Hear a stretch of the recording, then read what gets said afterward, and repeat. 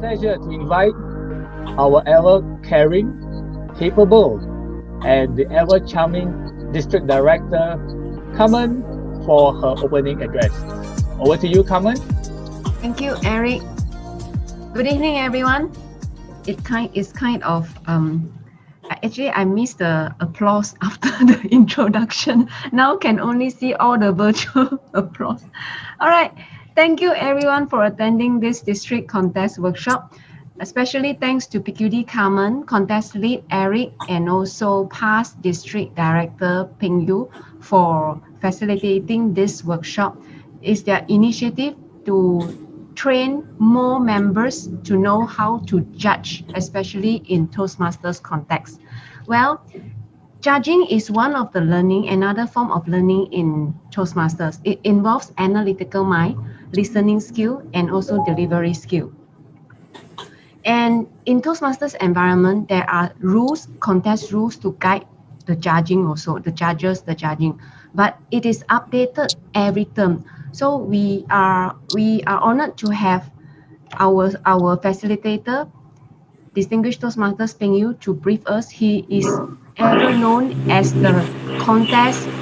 He knows about the rules very well, and he's always known as the Wikipedia for District 51. He knows every rules every time I will refer to him. So it's my pleasure to have him. I know that once he is in, so everything will be in good hands. Of course, I would love to encourage all the members. If you know that you still have some club members who haven't joined yet, please encourage them to join this workshop as well. We need more judges so that our judges won't be our existing members who can judge won't feel exhausted, because it's a kind of new learning as well. Explain to them what is judging, how can judging be part of our communication skill. All right. So I would not delay further. I would like to pass the floor back to Eric so that you all can start the session earlier. Thank you. Over to you, Eric. Thank you very much, District Director Carmen, and how could I not agree with you? Our very own PY is like the Wikipedia of Toastmasters District 51. So yes, before we introduce our main speaker, I would also like to acknowledge we have a few distinguished guests in the house. So aside from our charming District Director Carmen, we have heard from her. We also have our very own Program Quality Director, Distinguished Toastmaster Grace Chan. Can you just say hi? Hi, everybody. Yeah, correct. And then after that, we also have our District Public Relation Manager, which is none other than KK Lim. Let me say hi to him. Hi, everyone. See you again. Yeah, if you're wondering, KK has also been a very loyal friend. I think all the contest session, especially the workshop, he's here with me together. Okay, and then of course, we also have a past district governor like KK Chi. Hello, KK Chi. Yeah, Mr. Hi, Kenneth, hi. Hi, KK. Hi. And then it's also good to see we have a few, of course, how can I forget my division as director, Infong. Yeah, I think she also a full day today. Infong, say hi, hello. Yes, I think she's there. Okay, and then we also have a few past division director like Cindy, Lucky, and then who else I'm missing? Suling. Yeah, so we have any Division H Director Jackie also is here. Oh, division. Oh yeah, yes. Hi, Jackie, division director. Yes, sorry, did not see you. Yep. So good to see friends from afar. Some are new. Oh, and we also have Division Q Director Felicia, despite being the Mandarin division. Hello, Felicia. Yeah, there's a seriousness of the division director wanting to learn. Good to see you guys. Felicia, hello. Yeah, I think she just logged in. Okay, so yes, if you have been wondering, this initiative is under the PQ team. So we have already currently run through 3 sessions. The first session was how to do the mock online contest live. We did it once. That was the first project. Then followed by the Zoom in with the contest lead we just had last 2 weeks. And today we are having this session to build more new judges. So for those of you here, whether new or not so new, feel free to interact with our distinguished speaker and to get more insight from how to judge more effectively. I believe all of us if not all, know how to judge, but how effectively, that's another story. Like they say, all of us can talk, but how well we can talk is another different thing, right? So I'm glad to know that for this session, we have 65 registration. So I think miracle will happen because our last session, we have a 70 plus, right, KK?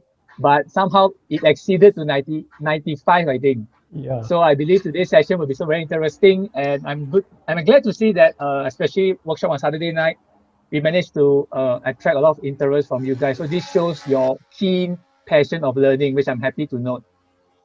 Okay, and if you know that the contest team is always here for you, so let us know after this what session you need more from us. Okay, if not, then we will see you next year for the contest. Okay, but that we will keep it aside. So now, without further ado, to the main part that all of us want to know today, which is none other than our distinguished speaker. So, as what has been elaborated, our distinguished Toastmaster Yoon Peng Yew is a past District 51 director. He has been here, I think, longer than me, many, many more years. He is like what Carmen has shared, the Wikipedia of District 51, the go-to person on things related to rules or the Toastmasters constitution. He is a person who I know who is also very detailed. He will always read and he will keep himself updated before sharing things. Okay, so let us now invite our dependable, dynamic, and some say dashing, okay, but he's married, okay, distinguished Toastmaster P.Y. Yoon to take over the session on how all of us can judge better. Over to you, PY. All right, thank you. Good evening, everyone. Good evening to all the current officers, past officers, and all leaders and communicators in Toastmasters. Future judges, current judges, past judges, welcome and welcome, welcome. Welcome to this session. It's my pleasure to be here tonight to share with you about speech contest judging. First, let me share my screen.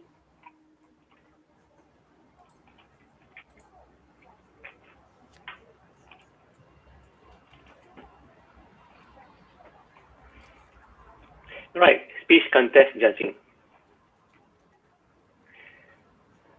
Before we begin, let's do a poll to gauge your level of experience in speech contest judging. Zoom coordinator, please flash the poll.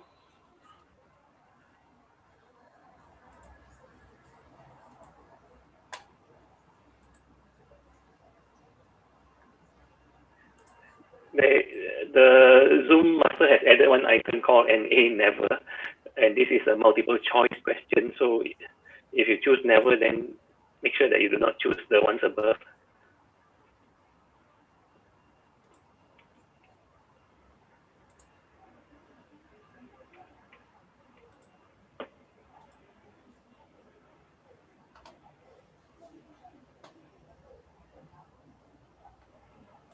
Yeah, we have 38 in, few more to go. If you're not cast your vote, okay, I think we have it. Okay, do you want me to share the result, PY? Yes, please.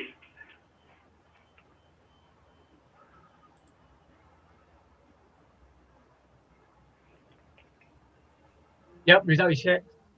Okay, good. So looks like 75%, almost 75% of you have served as a voting judge before. Very good.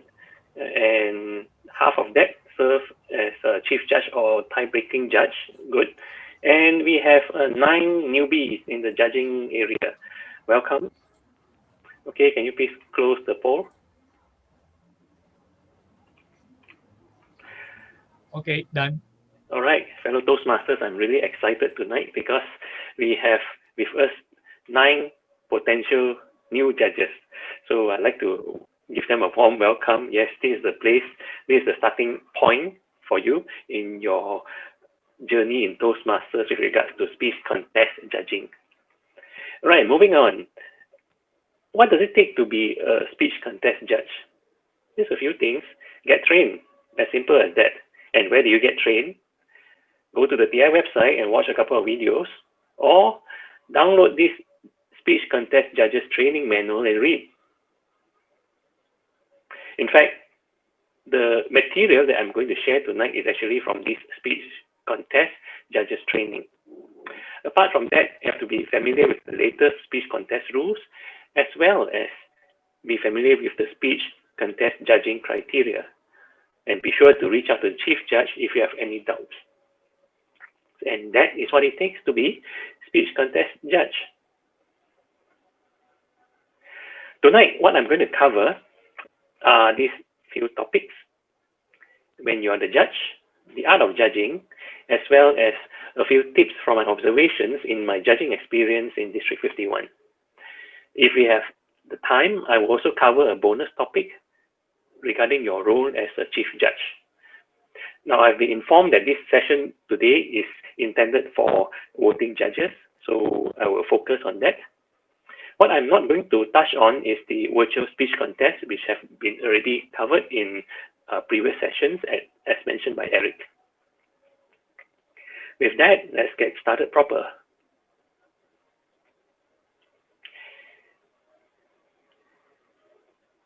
First, we need to understand the purpose of speech contest. Speech contest is, of course, to provide an opportunity for our members to practice competitive speaking, as well as to provide an interesting education program for members and public. Because when they attend, then they'll get to know about Toastmasters, and then we can share the benefits of Toastmasters with them and pull them in as members so that they too can benefit from Toastmasters.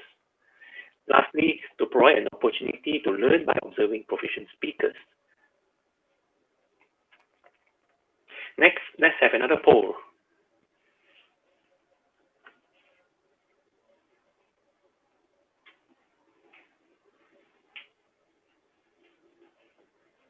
Launch already?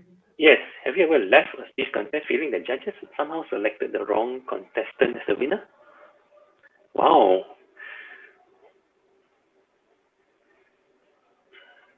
Let's keep it coming. We have 70 already voted, 74% now, 79, 81. Anyone want to have a final say?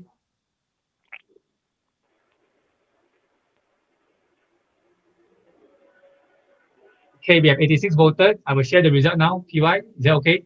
Yes, go ahead. Okay, done.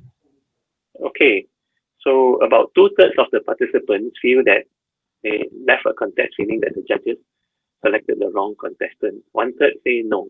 Okay, well, this emphasizes the importance of judges training.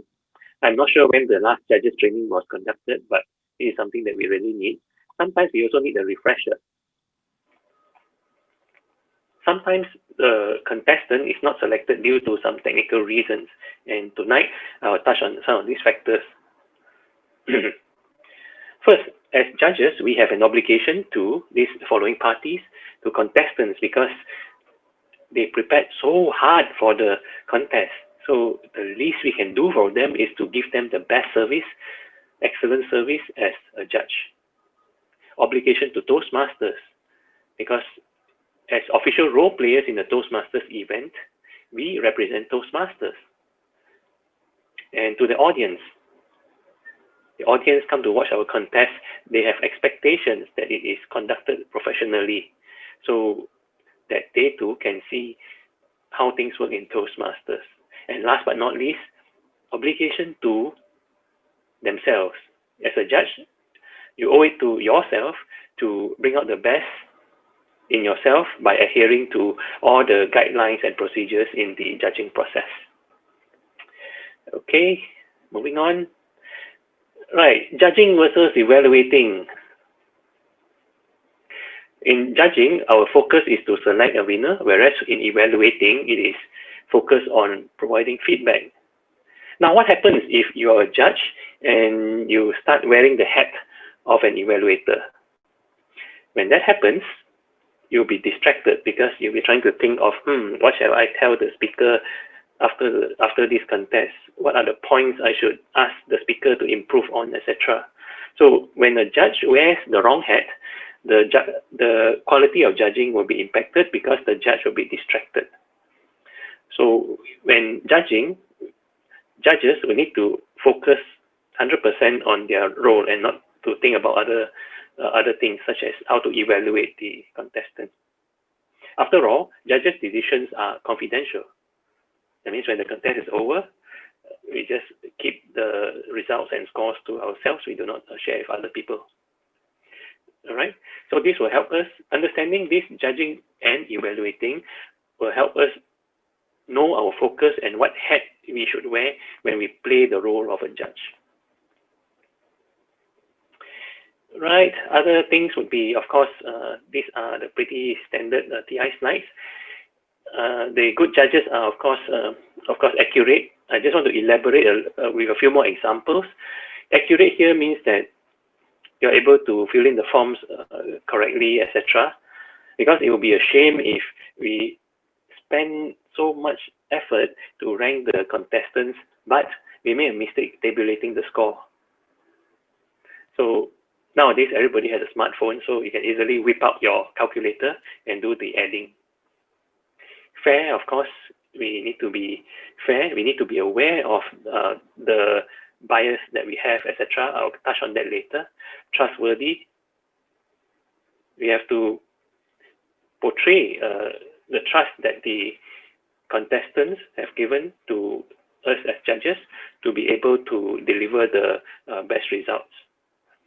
And as for knowledgeable, judges are expected to understand the latest rules, the latest procedures, etc. And last but not least, good listeners. As judges, we should pay 100% to the contestant and not drift off to check your handphone and so forth. I know in virtual meeting it's going to be quite challenging because some people like to multitask. So that's very important to, as a judge, keep a conscious effort to be a good listener. Listen to the contestants because our judging quality will be affected if we are distracted. Okay, going into the more interesting parts now that we are done with the basic level setting slides. Just now I talked about being biased and all that. So here are some barriers to objectivity. One of the barriers to objectivity is speaker position. Some people feel that, hey, the speaker, I'm the first speaker, so this is good for me because I get to make a first impression. Whereas some contestants prefer not to be the first speaker, especially after a heavy lunch. So as judges, we have to be aware that sometimes the speaker position may influence our judging. So how do we overcome that? We overcome that by paying close attention to all speakers. We have to remind ourselves as judges again and again and again, even after a heavy afternoon lunch, if the speech contest takes place in the afternoon, pay close attention to all speakers. Remind ourselves. Next, champion for the underdog. What this means is sometimes we take a pity on a specific contestant. Oh, new guy surrounded by all the past champions. Okay, never mind. I will give him chance. I will score the past champions low and I will give extra marks for this underdog. Do not do that. I know many of us have a very kind heart, but in terms of the speech contest judging, we are expected to be professional in doing our job. So how do we overcome this? Refer to the judging criteria. It's very important to use the judging criteria whenever we award marks and make a decision on that. Next, halo effect. Halo effect here refers to, do you know what a halo is? Halo? Is that ring on top of an angel's head, the shining ring? I think in one of the Halloween club meetings, the KKG wore a halo. I think it's a virtual one that glows on his head. Anyhow, halo effect means that when you are good in something, then the judge, you as a judge, may subconsciously feel that the person is good in another area. For example, if you think that the person speaks very well, very eloquent, very fluent in the language, but the speech content doesn't have anything. It doesn't have any structure. It doesn't have any message, etc. But because the person is so eloquent, it may stick to your mind that, oh, because he speaks very smoothly, so the rest of the judging criteria, he will also do very well. He will have good vocal variety. Automatically, he will have good gestures, etc. We are human beings. Sometimes we are influenced by the halo effect. In terms of the reverse halo effect, it's the other way around, where a person may be not so good in something, but the judge may be influenced to feel that, hey, this person is not good in something, so he or she must be bad in something else as well. So maybe the person is not the person doesn't have a lot of hand gestures, for example, not a very energetic kind of person.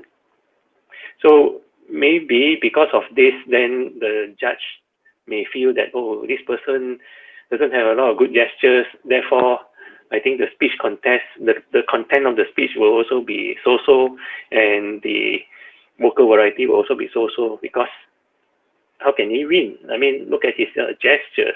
Everything is so rigid. So again, do not,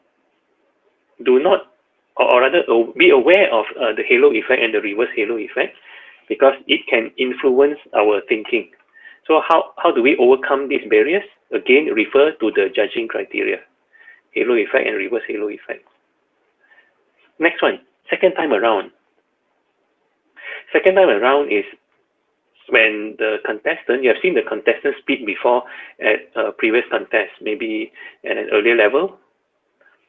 So sometimes subconsciously, we have the tendency to compare the contestant in the current contest as well as in contest in the previous levels. So to overcome the barriers here is to take a conscious effort not to compare the contestant with his or her previous performance. Again, all these things is all about awareness, as you can see.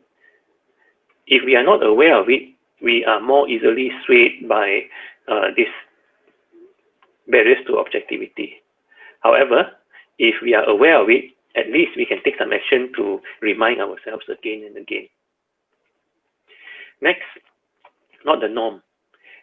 Not the norm here refers to, based on the manual example given here, is suppose in my club, all evaluators evaluate by speaking behind a lectern. And then I go to a speech contest, and then I was shocked. Why are all the speakers not speaking behind the lectern? And because of that, I feel that my belief is being challenged. And when I feel that my belief is being challenged, I will score these people lower marks because they do not conform to my thoughts. So this is one example, not following the norm. The norm as you understand. The norm that is being practiced in your club, for example. So how do we overcome this? Anyone want to try?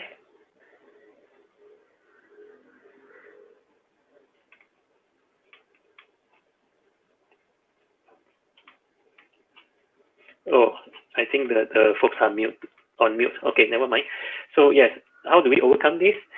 Refer to the judging criteria again. Nowhere in the judging criteria says that in evaluation contest you have to stand behind a lectern or stand on the stage. So be very clear about all these speech contest rules and be clear on the judging criteria. Last but not least, prejudice and personal preference. Here, well, as long as we are living, breathing human beings, we will have prejudices and also personal preferences. Because if we do not have them, we are dead.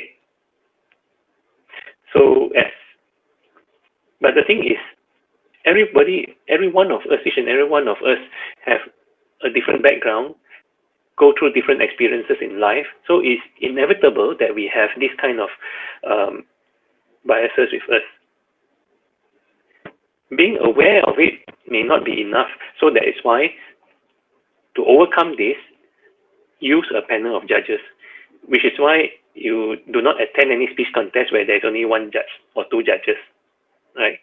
In fact, according to the rule book, at different levels of speech contest, there are different number of judges required. Okay. Barriers to objectivity. So take a look at this and then give it a thought. For more information, you can refer to the manual if you want to see further examples. But what I want to convey here is, yes, as human beings, we are subjected to this kind of barriers to objectivity. But if we are able to be aware of it, then we can take steps to at least minimize them. Moving on. Know the rules to prevent misconceptions.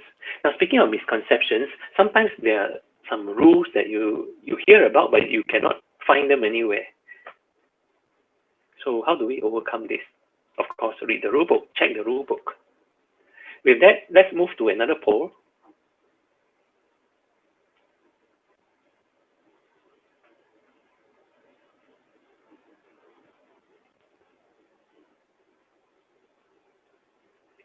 Done, launch. Okay, contestant may be disqualified for having sensitive content in the speech. Sensitive content here refers to, those taboo topics, sex, religion, race, all these things.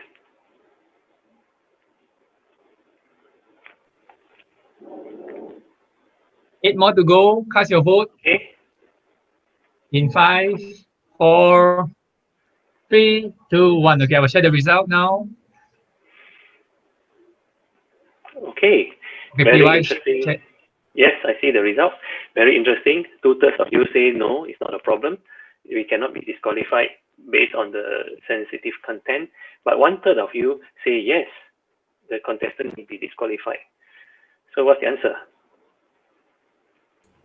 Based on the speech contest rules, answer is no. Sensitive content is not the basis for disqualification. Disqualification is only limited to 3 things, which is the time, TOE, time, originality, and eligibility.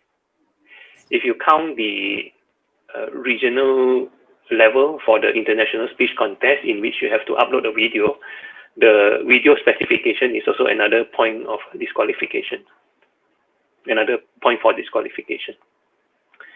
So yes, in Toastmasters as an organization, Toastmasters does not have any prohibition on the type of content that we can have on the speech. However, Toastmasters does caution that the content of the speech should be tailored to the setting of the club, etc., to the local setting. So in terms of speech contest, no, we cannot, based on the rules, we cannot disqualify a person just because this person is having this kind of content in the speech. However, this doesn't mean that the contestant can go around having all this kind of content in all the speech contests, because the contestant is still bound by the rules of the country. So let's say you're having a contest at your club and the person is talking about all these sensitive topics, and then somebody lodges a police report, then we cannot protect the person. Toastmasters is not, we won't be able to protect the person, and it's the person's responsibility. He or she will be responsible for what he or she says. In terms of the speech contest standpoint, no, we cannot disqualify the person on this basis, but this person is subject to the local laws. So if this contestant decides to take the risk and talk on all these topics, and if somebody, if the police comes, then this person will end up having to settle himself. We are all subjected to our local laws, so it's something to be aware of. All right, I shall pause here for a moment. Maybe Eric, if you could unmute the participants, so that they can say a few words if they want. Have a mini Q&A session right now. In all the contest session we did, is always you can unmute yourself and speak when necessary. No one is forcefully muted. Anybody want to speak, you can just unmute yourself. I just want to speak. Thank you, PY, for conducting the speech contest and the organizing team. Haven't seen you for a while. Hope you and your family are doing well. Thank you. Yourself here. Thank you. Yasiao was my DG during my term as a AG. Thank you. My camera is not working, so cannot show the face lah. It's okay. Yeah, From lor. your voice, I This is your can see your handsome face face. already.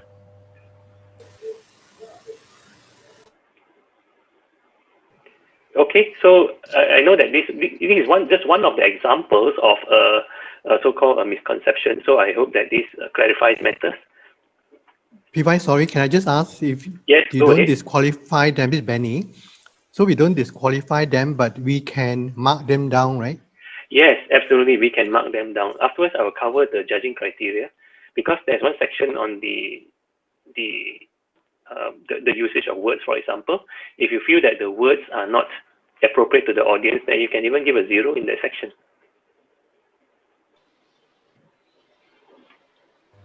I think we can consider in area of speech value. So where we can give points of minus point if we think the speech content has some sensitive issue, or like someone, if I share with you the joy of smoking ganja, I may have done a fantastic speech. The speech value side will have very little point. That's my view. Yeah, again, this is pretty subjective, and maybe to me, I find it very interesting, right? And maybe to me, it is something that is of value. Maybe I see it as a future commercial enterprise and a drive for legalization, right? So it's very subjective, right? True. Yeah. That's why we have more Many judges. Yes. Spread out the views. Yes. Thank you for calling that out, because touch on the point just now. That's why we need a panel of judges and not just 1 or 2 judges. Thank you. I have one question, PY. Yes. There was one case, speech contest when I was a district officer.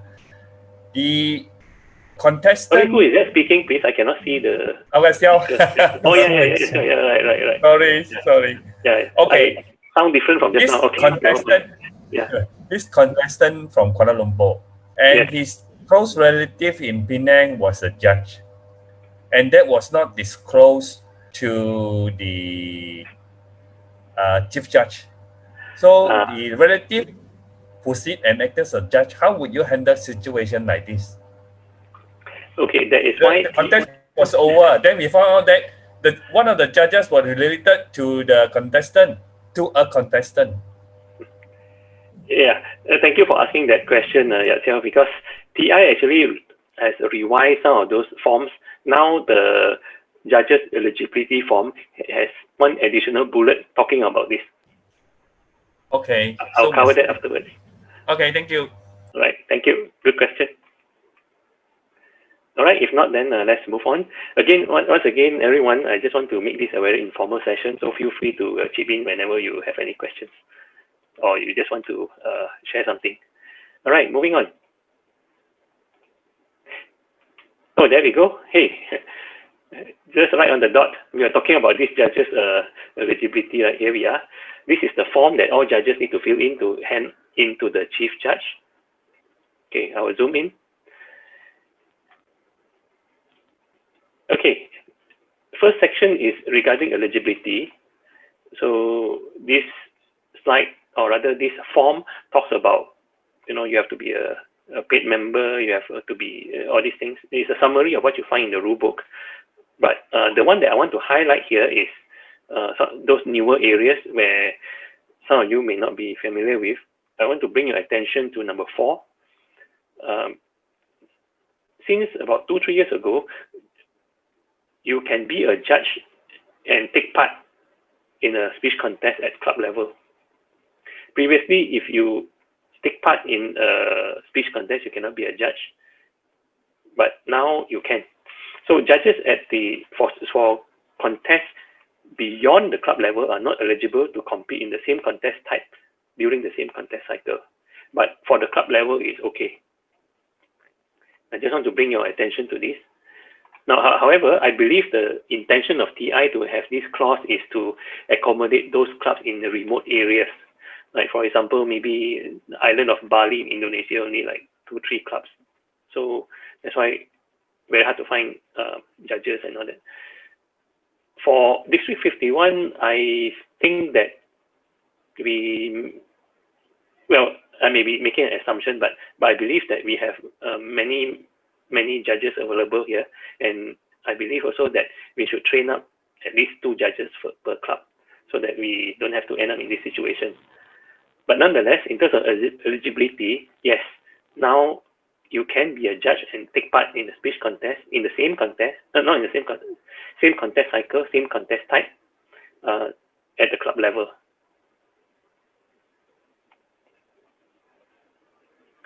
All right. Then the other one I want to highlight here is the Judges Code of Ethics, which is the second half of the form. Again, here it talks about utmost objectivity, will not be will consciously avoid bias of any kind, etc. The usual stuff here. You will not time the speeches because there's the role of the timer, and will support the word and deed of the contest rules. That means you will observe the contest rules and the judging standards. Do not publicly criticize the contest, and do not review your participation as judge in accordance to the speech contest rule. Why in accordance to the speech contest rule is because sometimes when there's a protest, when all the judges go to the room to hear about the protest case, then indirectly you already expose yourself as a judge. So that's why it says here in accordance with the speech contest rules. Now at this point, I want to bring your attention to number 4 and number 5 because these are also recent additions. I mentioned here that I'm not a member of the same club as any contestant when judging at the division level and above. I have seen before in division level contests that the judges are actually belonging to the same club as the contestant. So this should not happen. The chief judge, if you're a chief judge, you have to be very conscious of your decision, who you appoint as a judge. And you need to check and double check that the judge you appoint are not in the same club as any of the contestants. Yes, this is a heavy responsibility, I know, but as chief judge, division level and above, this is your responsibility. So yourself here, so for area contest, PY, is okay, is it? Yes, you are right. It is okay. Next one is just now what you mentioned yourself. I have no conflict of interest with any of the contestants that will cause me to be biased.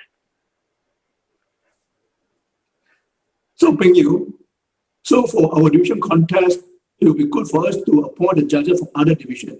Is that the case? No, it's not. We have to follow what the rules say. Right? As long as it observes as long as the rules are observed, then it's okay. PY, sorry, can you go back to the earlier part about flexibility of judging at the club level again? Can you just try to look at that again? That would be the previous slide here. Yes, judges right. or contests beyond the club level are not eligible to compete in the same contest. So that means at the club level, we can be a judge as well as a contestant? Yes, but of course, in different clubs, because if in the same club, you cannot play 2 roles, right? And then let's just say the club is holding international speech and evaluation at the same time. I mean, the 2 clubs contest happening at the same time. And just because, let's say I took part in the evaluation at the club level, the judge at the evaluation at the club level, but can I still be the judge for the international level? If you follow these rules strictly, then it will be aligning to this rule. But if I were the chief judge, I would not appoint that because it is at the same event. Again, it really depends on the chief judge. So I think the spirit should be Yeah. used, because I think although the rules allow the fact that you have access to all the judges, I think that Right. kind of have a conflict, is it? Yeah, correct, Benny. Because this is also the same event, you see. And usually for the same event, sometimes in the same event you have two speech contests happening at the same time, and very often the same set of judges are used.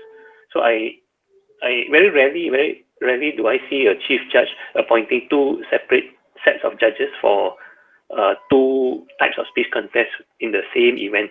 Same event meaning maybe in the same afternoon or same evening. Just that the judges got to be Peng Yew? made clear now. Yeah. Peng Yew? Yes. Who is that? SH. Yes, SH. I believe just now, I think the question asked is relevant. Is sometimes it happen in the clubs where one of the contestants take part in one contest, the other contestant is not taking on the other contest. That's why when short of judges, whenever it's hard to find judges, that will happen. So that's why when you are taking like international speech, you won't be judging international, but you are judging on the other table topic. Right. Sometimes it happens. Yes, you are right. SH, sometimes it happens. Yes. So as long as it follows the rules in the rulebook, it should be okay. All right. Thanks for bringing this up. I have a question actually. Yes. This is Shamin. Actually, since we're on this slide, I was wondering what does the contest cycle or same contest cycle in this in number 4 exactly mean? What's the definition of that? A contest cycle means a contest year. Okay. So this applies to like all the contests, right? So for example, if say I plan to compete in a contest in District 51, right? Yes. And say another district asked me to be judge for like a division level or a area level contest. Can I do that? Well, is it the same? It's a different type? district, lah. Is it the same contest type? And is it the same contest cycle? Half. Well, if it fulfills this criteria, then of course it's a no. If it goes against this criteria, that means it's a no. Yes. Yeah. All right. Okay. Okay. So contest cycle is just the year, the contest year. Yes, correct. Now, let's say we are now in term. What's the term now? 2020 to 2021, right? 2021, right? So we are in the 2020-2021 COVID contest cycle. COVID contest cycle, exactly. Right. Okay. All right. Right. Sure. Perfect. Okay. Thank you. Let me continue. Right. If there are no further questions, if not, I will continue in the interest of time. Okay. Conflict of interest. Just now, Xiao asked this question. Conflict of interest, right? There's no this form actually helps to trigger the questions when the chief judge briefs the judges. I have no conflict of interest whatsoever, because sometimes, like the relative thing that Xiao mentioned, right? Sometimes the judge may not be aware of it, but by reading through this, at least there is some awareness. Hey, will this cause me to be biased? At least there is a checkpoint here. But of course, it is not foolproof. I mean, nothing is foolproof. A lot of it is depending on our integrity, right? So I think the intention of this is to just trigger our awareness, because I mean, it is a belief. TI is a belief that people just won't do it intentionally with a malicious intent, right? So this is just a checkpoint for us to be more aware. Peng Yew? Yeah. SH again. Yes, just now you mentioned on the item number 5, right? Yes. Would cause me to be biased. Sometimes judges are hard to come by. If let's say suddenly there's one have relative, is it advisable if we just if we know it last minute we change it to tiebreaker? Would it be advisable? That is the same thing, right? Same thing. Tiebreaker is also contributing, right? Contributing to the results. So in this case, it really depends on the chief judge, right? And also depends on the judge. Because when you say relative, it can be a very distant relative, it can be a very close relative, it can be husband and wife, right? Yes. This kind of thing, right? Okay, Sorry, Benny here. Okay. Sorry, Benny here. I mean, nowadays, many contestants will if you like, rehearse the speech at different clubs and sometimes in their own club. So if I listen to that speech during one of the club meetings and that speech is being delivered at the contest level, wouldn't that be biased? Yes, this would roll under the barriers to objectivity, as I've said just now, second time around. So this is not under the code of ethics, but rather under the barriers to objectivity, where the judge will need to be aware that if you have heard it the second time, then you have to take note, pay extra attention to judge according to the current performance and not the past performance. But I'm not conflicted. Because sometimes some of the contestants will rehearse the speech at club meetings and get feedback from members, and then with the same speech, they will contest at the club level. So wouldn't that be... No, there are no rules against that, and it's not part of the code of ethics. Okay. But then again, it's up to the judge, you see. Because let's say if I'm the judge and I have seen this contestant's speech so many times, then maybe I will feel not comfortable with item number 5. And when that happens, I ask myself, will I be biased? If I feel that I'll be biased, then hey, then I may pull out. I may decide to pull out as a judge for this contest. Say, for example, when we attend conference, right? Maybe I'm sharing a room with the contestant, and the contestant keeps practicing all night long. I can practically memorize his or her speech, right? So this would actually make me question my position as a judge. So that's why we have this bullet to remind me that, hey, do I really have any conflict of interest? If I feel that I am unable to judge properly because of this, then I will say no to the chief judge. Hi, Peng Yew, I have a question. Peter from Division H. Hey, Peter, yes. Yeah, so a follow-up question for that. If I felt that I can still proceed as a judge, do I still have to like acknowledge, notice the chief judge? If I'm a voting judge, do I have to acknowledge the chief judge that I've actually heard of this speech before and I'm familiar with it? No, you don't have to. You don't have to do that. Again, this form is just for you to declare a form of declaration, right? Because at the end of the day, you have to sign this form just to let you know that you do not have any conflict of interest, or you believe that you won't be biased. That's all. It's just a checkpoint. We cannot be foolproof. This cannot be foolproof, and we really have to take your word for it. Or at the end of the day, it's all about integrity. Right. Thank you, Peng Yew.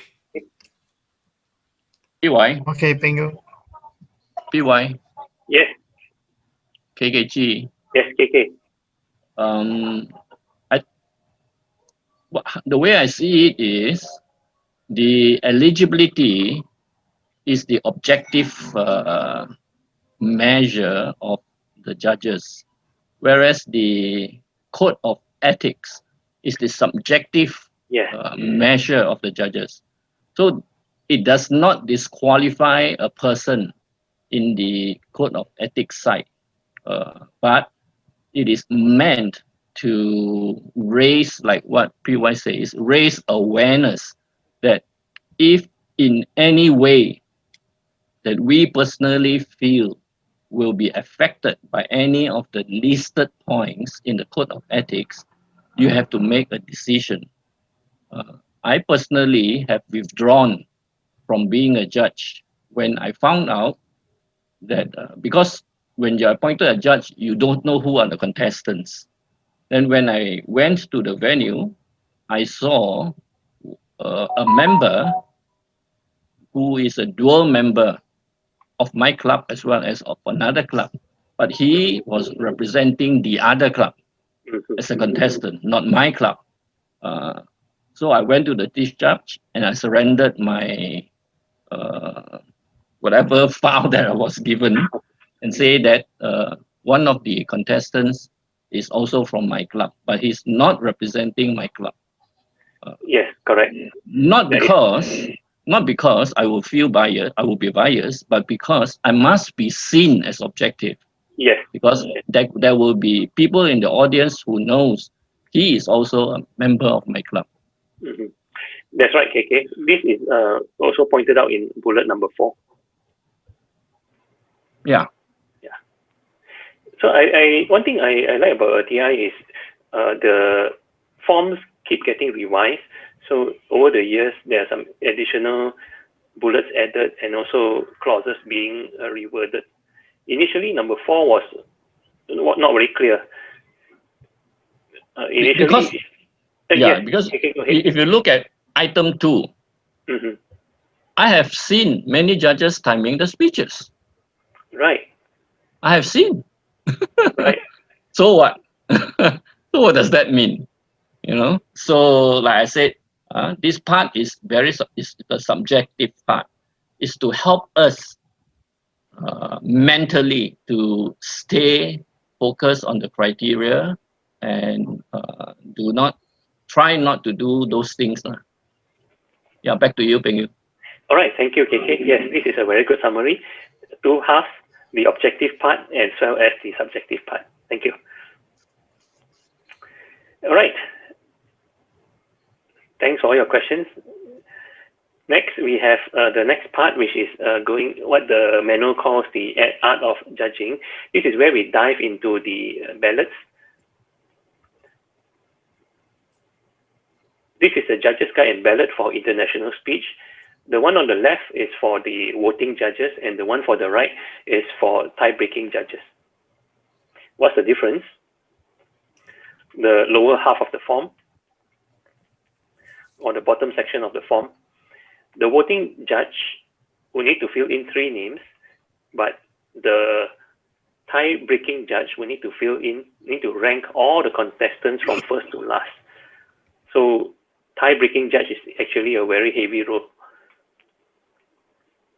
Let's zoom into the ballot. Oh, before that, since District 51 is having international speech and evaluation contest this term, here is the judge's guide and ballot for evaluation as well. On the left is the judges voting judges, and on the right is for the tie-breaking judge. All right, zooming into the judge's ballot.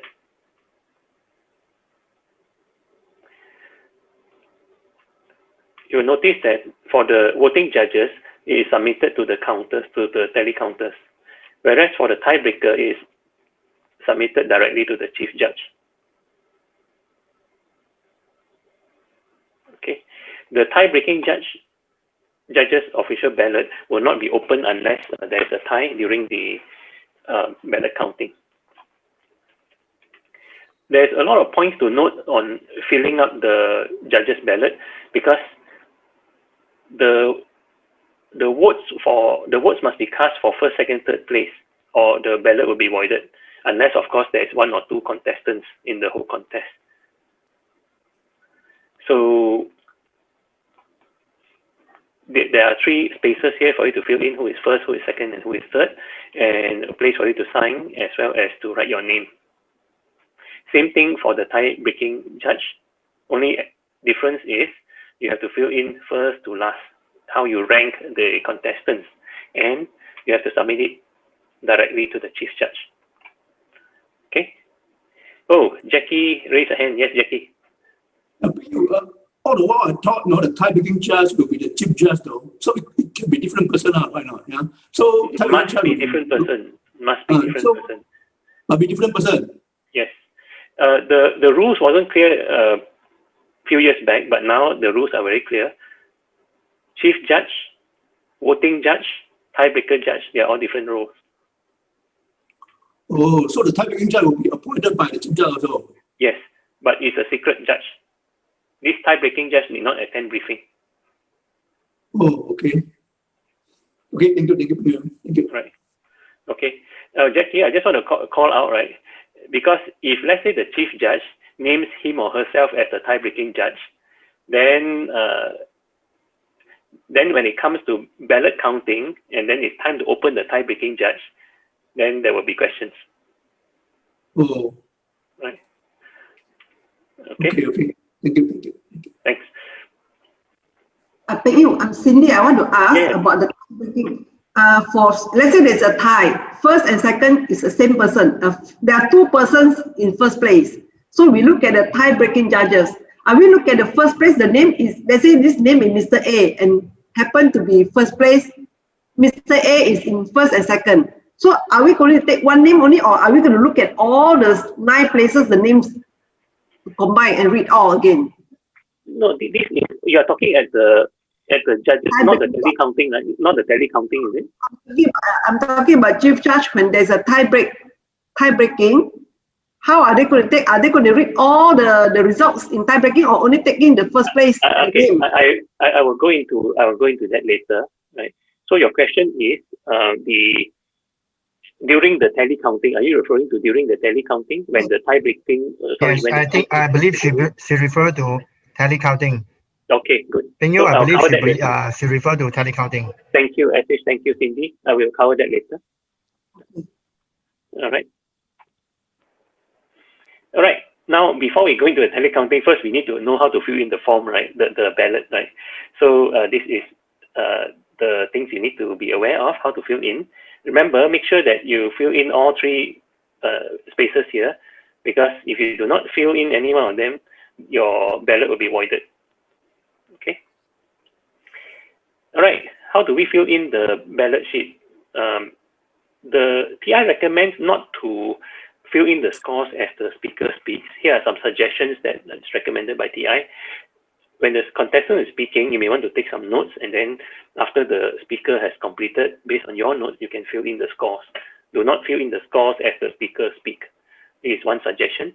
Another one is to use the suggested points and also other value points in the ballot form. Those are referring to the ranges of points. Like for example, excellent is how many points or how many points, good is how many points or how many points, and so on. So these are the suggested points and other value points. Another suggestion is to use a system of plus and minuses, because you can rank the speakers by putting a plus and minus. For example, you feel that, hey, maybe speaker number 2 is is not as good in the language, for example, to speaker number 1, then you maybe want to put a minus mark there or something. So it's your own system. These are just some of the suggestions, how to make sense and how to fill in the ballot sheet. Another technique that was suggested by TI is column hiding. What is column hiding? Column hiding is write the first speaker at the last column. After the speaker finishes, fold the ballot so that the next speaker will not be influenced by your earlier scoring. So this is another technique that you can use. Yes, your form will be very crumpled at the end, but then it helps reduce the influence of your previous scores to the next contestant. Okay.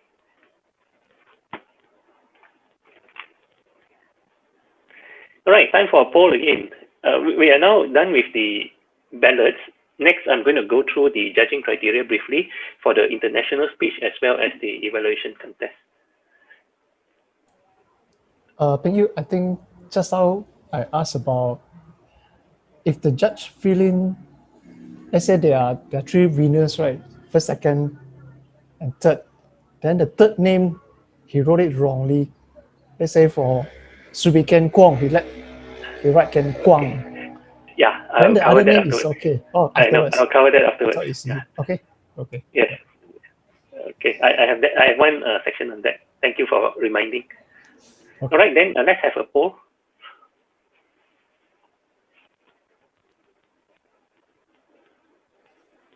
Yes, done. UI. Okay. International speech contest entries must be motivational or inspirational.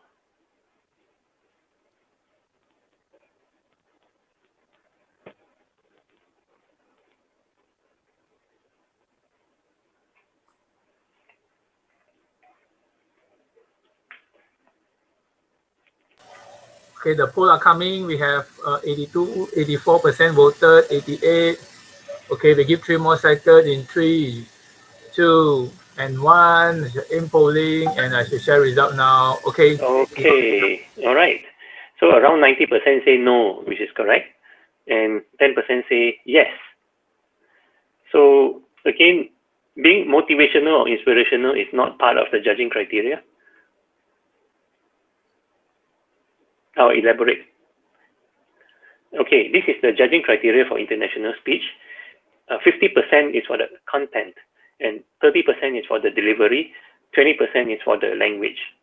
Okay, so I'll go from back to front for a change in pace. For the language, 20% consists of appropriateness, and 10% is for correctness. So correctness here refers to the grammar, pronunciation, and so forth, whereas appropriateness here refers to the choice of words and how the audience listens to the words. Again, the language here, sometimes spoken language and written language is different, because some words look very colorful in a written form, but then when you speak it out, it is not very audible.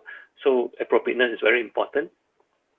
And Benny pointed out that we can deduct marks from appropriateness if there are some unsavory words. So yes, this is where you can deduct as well. For delivery, very straightforward. It's more on the physical, as in your body language, gestures, facial expressions, speaking area, standing position, etc.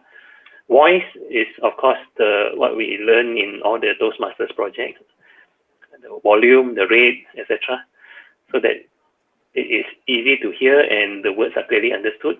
Manner refers to the enthusiasm of the speaker and whether or not the speaker is reflecting his or her own real self. That means he's not faking it. So this is the 30% and 20% for delivery and language. Moving back to the content, we have 20% for speech development, 15% for effectiveness, and 15% for speech value.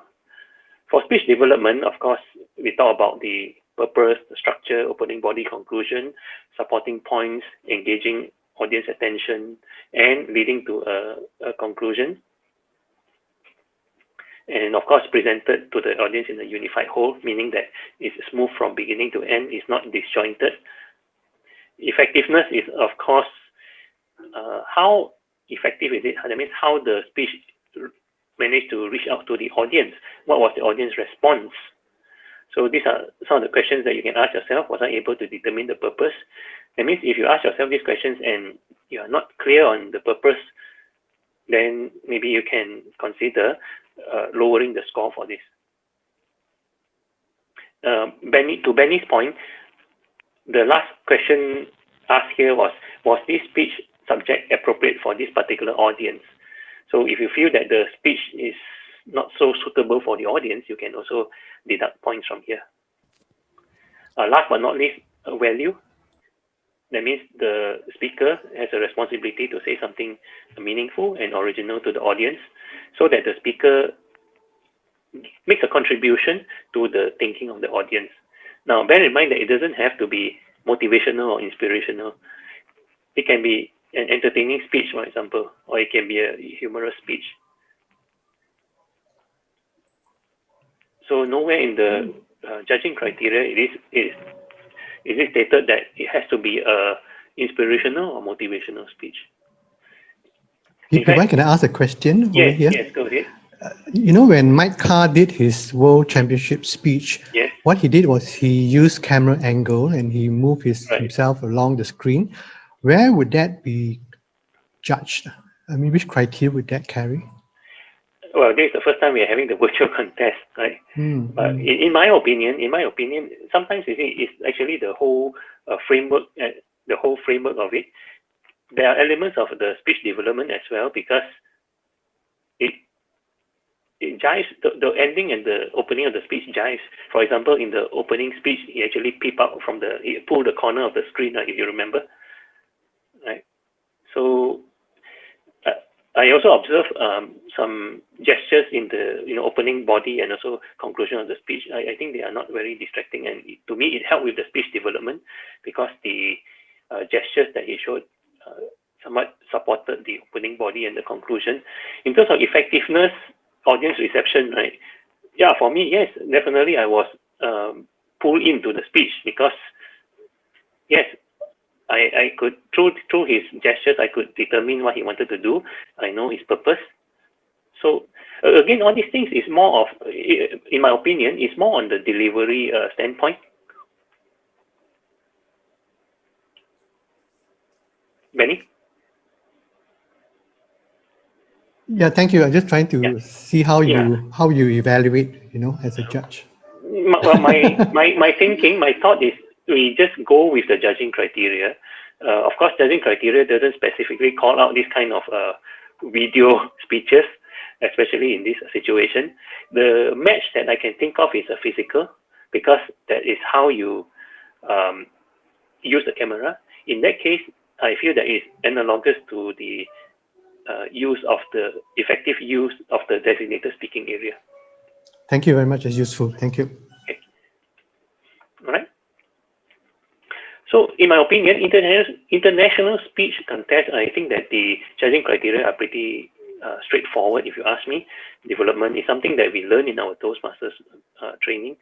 Development, effectiveness, speech value, all the delivery techniques, and the language is more straightforward than some other speech contests. Now, table topics and evaluation is a different ballgame altogether, but we'll discuss that later. EY? Yes. KKG here. Yes, KK. Go ahead. I think just a word of caution, because earlier you mentioned that if there's something unsuitable or unfavorable, you can minus marks. You can't have a minus score. The lowest score you can give for any criteria is 0. So you cannot say because the person is using maybe perhaps foul language, for example. Right. Now, maximum you can penalize the person is 10, if I remember, language, right? Yes. Just now? Yes. Yeah. You cannot go to delivery there and minus 10 from there or minus 10 from the content side. You don't do that. The lowest score you can give for that area is 0. There's no minus marks. Yes. Yeah, I'm just a bit worried, for the new people. When you mention minus, what happens if they think you can actually give a minus marks? Yeah. Thank you for pointing that out. Right, because it's a matter of a perspective also, KK. Because sometimes, right, judges just the other way around. You see, okay, full marks, then you minus from there.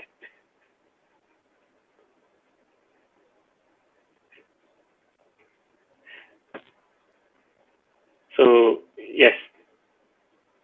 So it doesn't mean that you're right, KK. It doesn't mean that you have let's say 0 marks and then you can minus.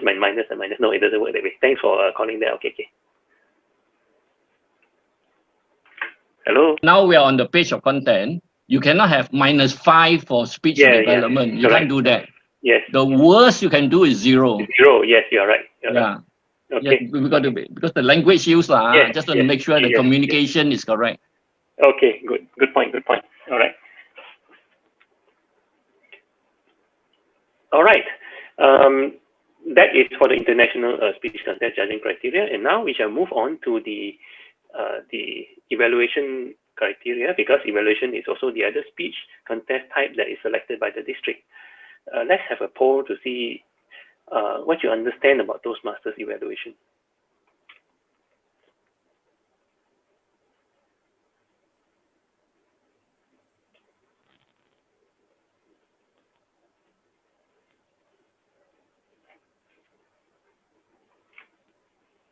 Lodge already?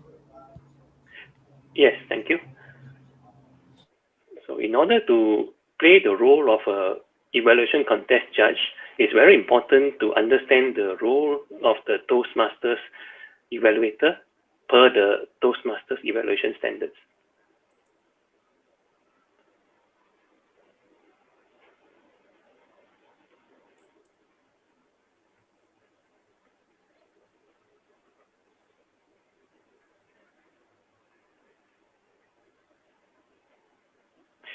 Wow, I am seeing very interesting results.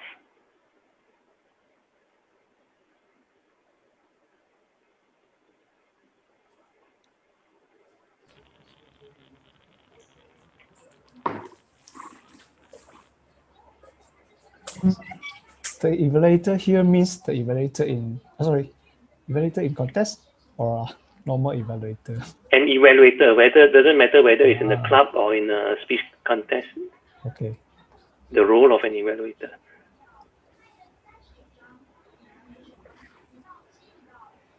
We have around 83% people vote. So I will close the voting at 5, 4, 3, 2, 1. Okay, show the results and don't close the box. I will talk through each of them. Okay, very interesting. Very interesting results. So, an evaluator doesn't judge the speaker. Right? Judging the speaker means that the thing is, an evaluator is not an authority on speaking. So the evaluator doesn't judge the speaker. Judge the speaker means to tell the speaker to do this and that. You should do this, you should do that. You were doing this, you were doing that. All the you statements making a judgment, right? So evaluators do not judge the speaker. Evaluators provide an opinion. So it's very important to note that they do not judge the speaker. It's also related to the next point because an evaluator is not an authority of public speaking or on speaking. Meaning that when we attend our club meetings or even in a speech contest, the evaluator or the evaluation contestant is not an authority. He doesn't have a PhD in public speaking or doesn't have any fancy titles or certification, etc. That is not the role of the evaluator. Evaluator is intended to just provide an opinion. And also, evaluator does not instruct the speaker. It doesn't tell the speaker. The evaluator doesn't tell the speaker what to do. Next time you should do this. Next time you should do that. No, this is not evaluation. And evaluator also does not speak on behalf of the audience. That means the evaluator. How does the evaluator know what the audience thinks? The evaluator cannot read the mind of the audience.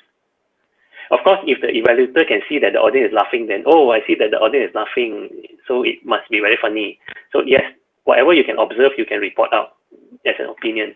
But it's not appropriate for the evaluator to speak on the behalf of the audience. All of us think that your speech is very good. Every one of us here feel motivated. This is called speaking on behalf of the audience. And last but not least, evaluator does not advise the speaker how to improve. In order to give advice, the speaker has to have authority. The speaker has to have some kind of credibility or some kind of certification or anything. So an evaluator doesn't advise the speaker. Evaluator provides feedback to the speaker. So if you have selected any of the first 5 items, then my suggestion is for you to take a look at the evaluation training and revise that to get a better picture of what the evaluation standard in Toastmasters is all about.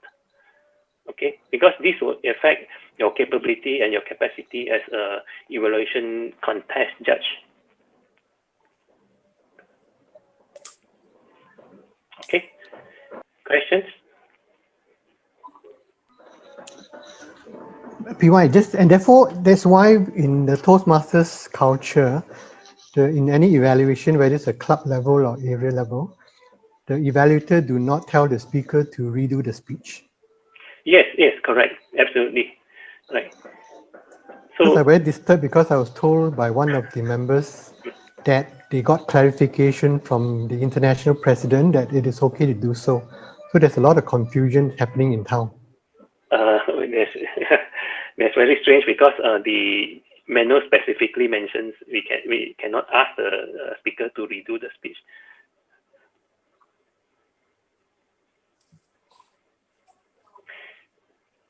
Okay, so yeah, these are the main point I want to make here is as an evaluation contest judge,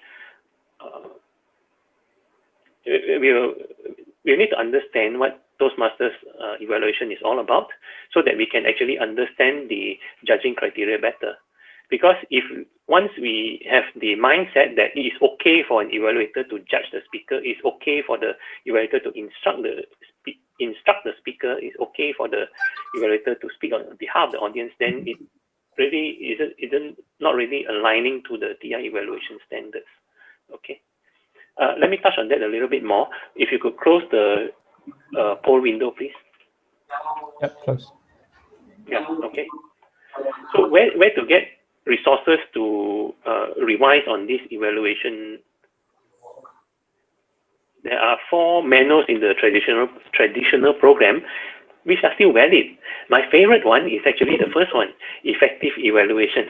It is like a Bible for evaluation in Toastmasters. And the best of all, it's only 6 pages. So it's very easy to read. Everything I need, I can find it in there.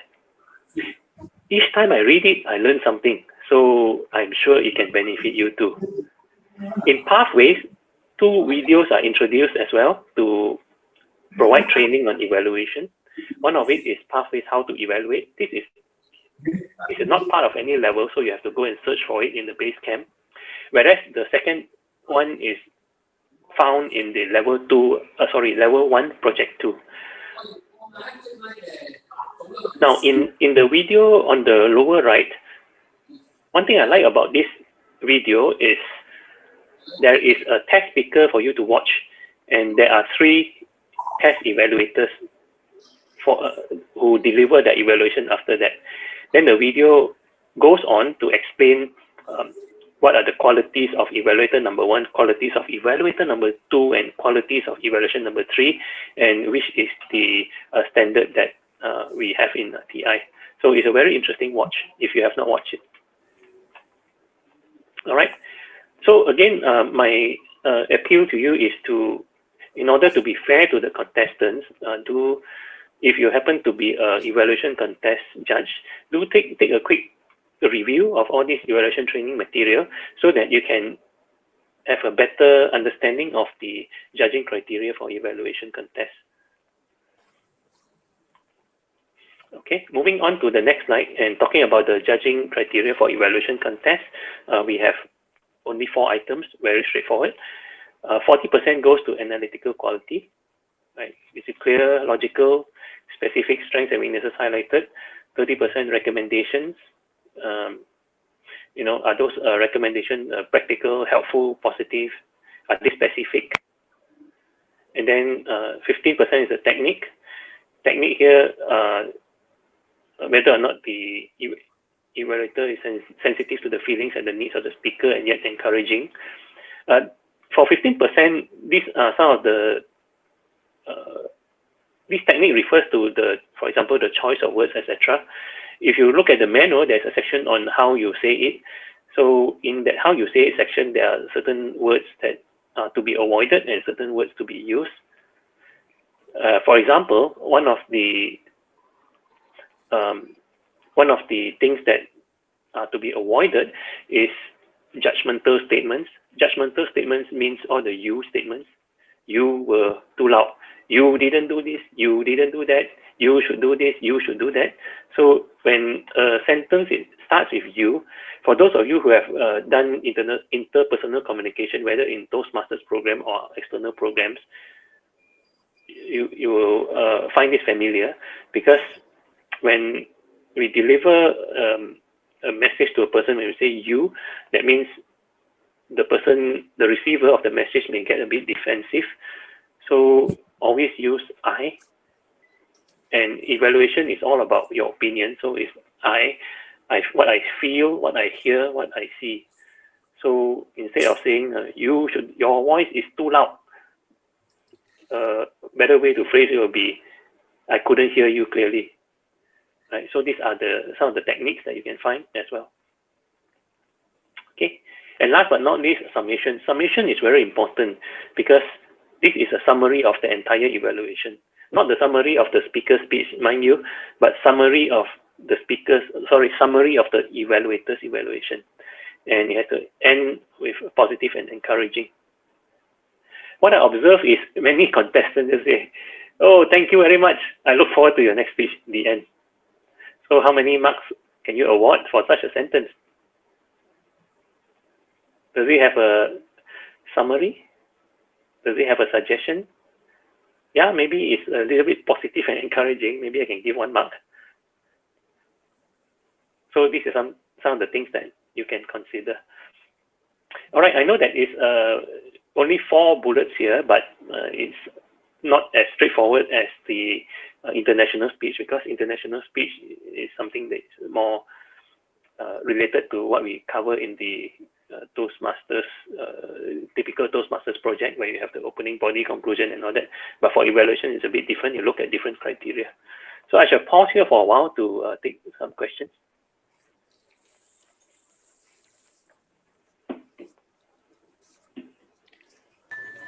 Okay, so PY, you are taking a break? No, I'm taking questions. Okay.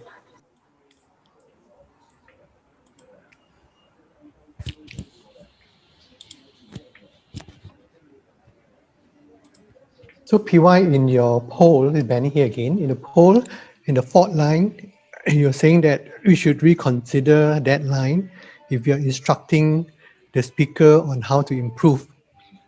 However, for the evaluation criteria, we need to make recommendations. So therefore, is how we word it, is it? Or how we Yes, say how it? we word it, yes, correct. Because instructing means next time you must do this. That's instructing. Whereas making recommendation or suggestions is like, I suggest, what I find useful was one technique that worked for me. Right. And in this evaluation criteria, we don't see the word opening. It's more of summation rather than having an opening, body, and conclusion. Yes, you are absolutely right. So the emphasis here is on the analytical quality as well as the recommendation. Now, then again, if there is no structure, it is also very difficult to fulfill clear and logical, right?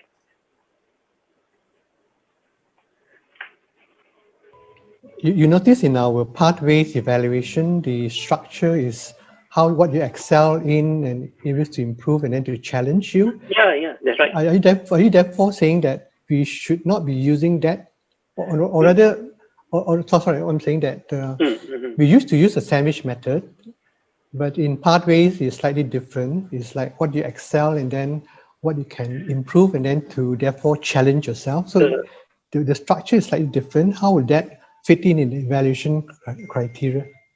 So again, going by the judging criteria, no specific structure is being called out here. There are many ways of doing evaluation. There's no hard and fast rule. Some do it by saying, this is a strong point, but this one you need to look into it. And then again, here's another strong point, but this one you need to look into it. There is really no specific structure. Important thing is for the message to be clear and logical, so that we can see the specific strengths and areas for improvement. Can you share as a judge, PY, if say out of 5 contestants, everyone is almost saying the same point. So what do you look out for that differentiates the winner? The first thing I will look out for is a summation, because based on what I have seen over the years, some contestants just say, thank you, I look forward to your next speech. So how can I award points for that? How many points can I award for that?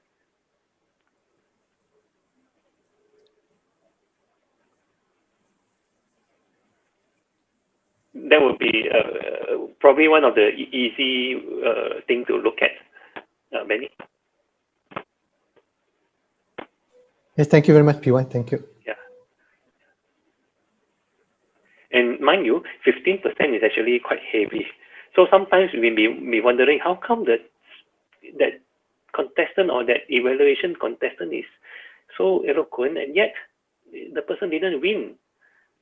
It could be because the person didn't have any summary. Straight away, you may lose 15 marks. Not say lose 15 marks as a KKG pointed out, but rather lose the opportunity to score 15 marks.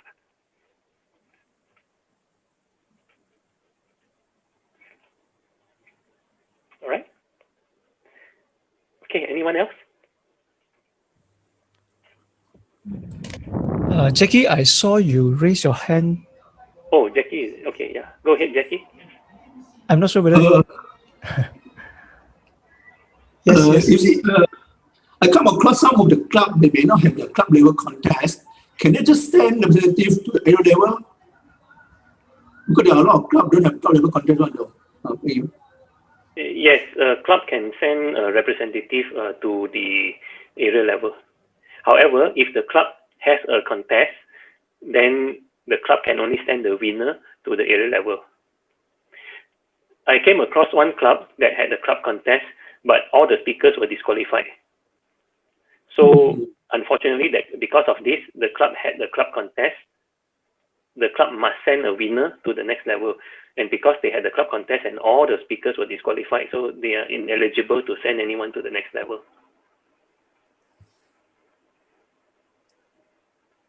So I have told the club is this, the contestant going to present in their club first, in front of the member first, then only they can represent the club to be in the area contest. What do you think about this? Yeah, when you say present at your club, is that a contest? Is that a club contest with one contestant? Yeah, sometimes we just have one contestant only though, So if it is an official contest with one contestant, with judges and all the role players and all that, then it will be an official contest. And that means this contestant, although there is only one contestant, this person will need to meet all the eligibility criteria to proceed to the next level. Now, suppose if the speech contest only has one contestant, and then unluckily, somehow the contestant was disqualified due to maybe time. So can the club send someone else? The answer is no, because the fact is the club already had a contest, so the winner must come from the contest and nowhere else. So if they just have one contestant, they may as well don't do the contest, just send the representative. Yes, that's right. That's right. Mm-hmm. Because if you run an official contest, then there is a risk of the person being disqualified. Then in the end, you cannot send anyone. Okay, thank you, Peng Yew. Hi, Peng Yew, Peter here. Yes, Peter. I have a follow-up question. Right. So in rare cases where some clubs might have cases where often, like term after term, we would see them only sending representative without having contests. That might happen. If it prolonged for too many terms, should we instead advise them to at least try and have a contest so that everyone is familiar with the flow of contests instead of just solving the issue and send someone and get over it? I have a question. Okay. Yeah, thanks for asking that question. It really depends on the club, and of course, is it a new club or old club? It's an existing club that has been in existence for a while. My observation. Yeah. So my concern is that if we let them keep just sending reps term after term, then in a certain way, it might not be fair for fellow club members because they might not have conducted contests for too long. So that might be a gap of experience, Yes. So it goes back to the club mission, right? The club mission, what's the club mission?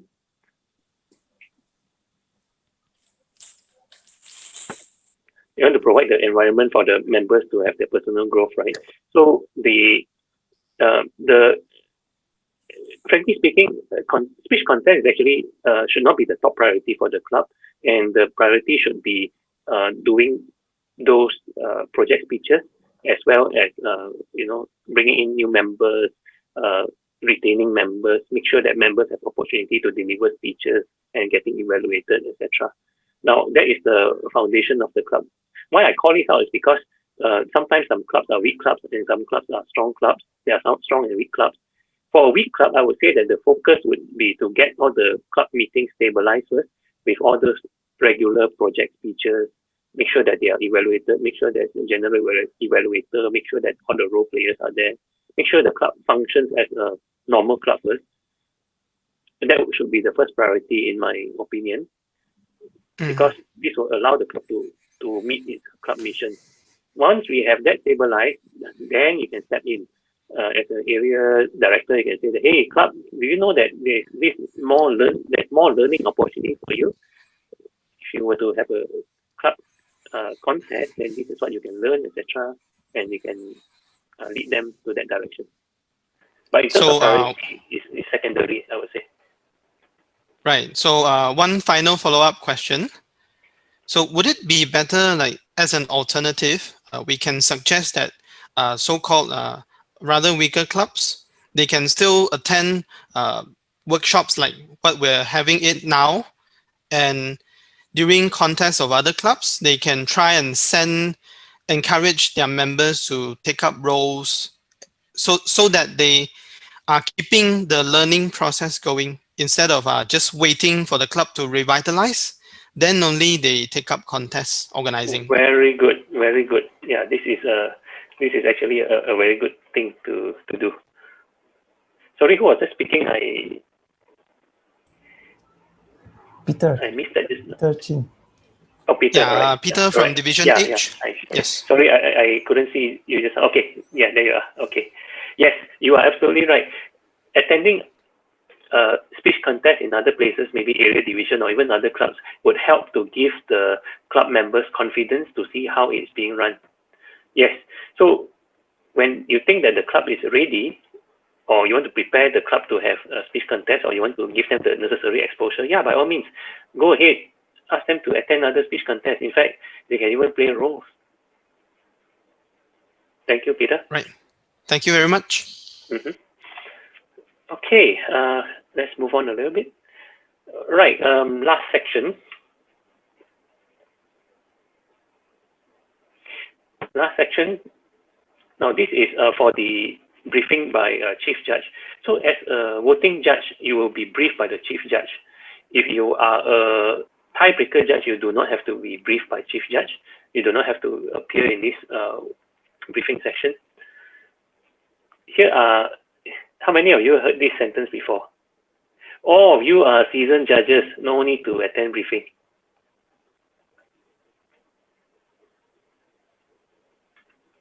How many of you have heard this before? I don't have a poll for this one, but you can shout out or anything. Everyone is smiling underneath. What? Who? Where? No, I mean, they are hiding themselves from the camera, but they are smiling inside their heart. Oh, they are smiling inside their heart. Okay. All right. Yeah. Yeah, many times. Patricia here. Yes. I have heard comments from some of the chief judges. They mentioned they like to find seasoned judges. Then no need to do briefing. And they feel a lot easier. Yeah, thank you. A lot easier, but with a lot of consequences. Okay. So let me share. All right. First of all, the chief judge will need to go through the judge's eligibility, right? So if you don't go through this one, then the judge may not be triggered on some of those items that was mentioned just now. Like, for example, is there a conflict of interest, etc.?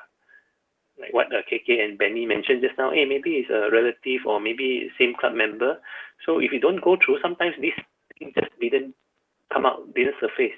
It doesn't come out. It's not triggered. So if it's not triggered, then it could lead to maybe a situation where the judging is not objective. So that's why it's very important to go through the eligibility form. If you're the chief judge, you have to go through it with your judges. And if you are a judge, you have the right to ask the chief judge to go through. All right. Remind the chief judge to go through. And then also judging criteria. Of course, we need to go through quickly the judging criteria, because sometimes the rules may change. We do not want to take for granted. For example, just recently, I think it was 2-3 years ago, even originality is a criteria for table topics and evaluation. Previously, it was only for the humorous and international and tall tales. So judging criteria and the rules actually change. So need to be aware of that. And when I was a role player, tally counter at the World Championship when I was in the US, the other thing that I find useful is sharing the list of contestants. That means when the chief judge conducts the briefing, the judges, the voting judges, are also given the list of contestants. A list of contestants is nice to have, so that when you write down the ballot, at least you know how the names are spelled, etc. Now, back to the million-dollar question that KK Lim was asking just now, like the ballot filling expectations. What will cause a ballot to be voided, etc. All these expectations have to be called out. First one, like I mentioned just now, you need to have 3 names inside there if there are 3 or more contestants. Otherwise, the ballot will be voided. This is very important to have this briefing, because sometimes if you do not have this briefing, then the hard work of all the judges will go to waste, because the chief judge will disqualify or void their ballot. So it's very important to recalibrate such expectations. The other one, how to write the names of contestants in the ballot. What would the chief judge expect? Does the chief judge expect Mutu Kumaran Kotiyapan, or is Mutu Kumaran acceptable, or is Mutu acceptable? So all these chief judge, somebody spotlighted me, but I think I want the focus to be on the slide. What I'm trying to say is the chief judge has to calibrate these expectations with all the judges, so that we can have an agreement what names are acceptable and what names are not acceptable. Is it okay to write KK Chi or Chi King Kong, or is it okay to write KK Lim, or is it okay just to write KK? So all these will have to be level set with the chief judge.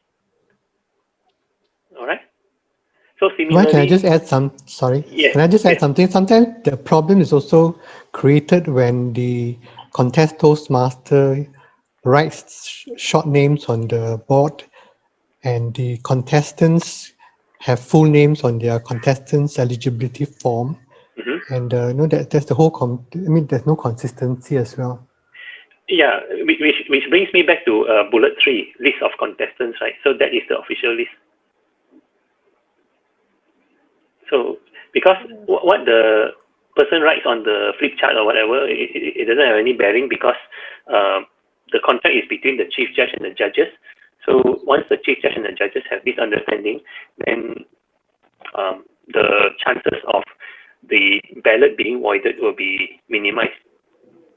So therefore, are you saying that we should be following the names in the contestants eligibility form? It should be following the names as recognized by the chief judge. That's why this briefing is very important. If we do not have this briefing, if the chief judge doesn't talk about this during the briefing, then it's very risky, because you may end up filling a name that will be discarded by the chief judge. Okay. Okay. So no matter how seasoned you are, briefing is really required. Maybe less for the eligibility and the judging criteria, but the part that cannot be omitted is at least this expectation level setting, this contract, what can be accepted and what cannot be accepted. So this one must be very clear. All right. The other one is yes, go ahead. Sorry for interrupting. Just one question. If let's say the participant is filling up the names according to their TI's registration, but actually they are not called that name, they may call some other names. So what would the chief judge be recommending? Let's say Patricia may use Patricia, but in her actual registration she's not using Patricia, she's using her full names. But by putting full name, we may not even know who Patricia is. So in this dilemma, what should be the suggestion for the contest chair and also the chief judge? It can be an entire different name. We go by because the contestants are asked to fill in the eligibility form, right? That will be the official name.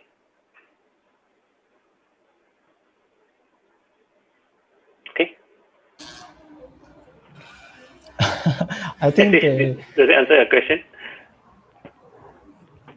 That means maybe if the let's say question is in the contestant eligibility form, if let's say KK Lim fills in as KK Lim, then that one will be the official name. That will be the official name.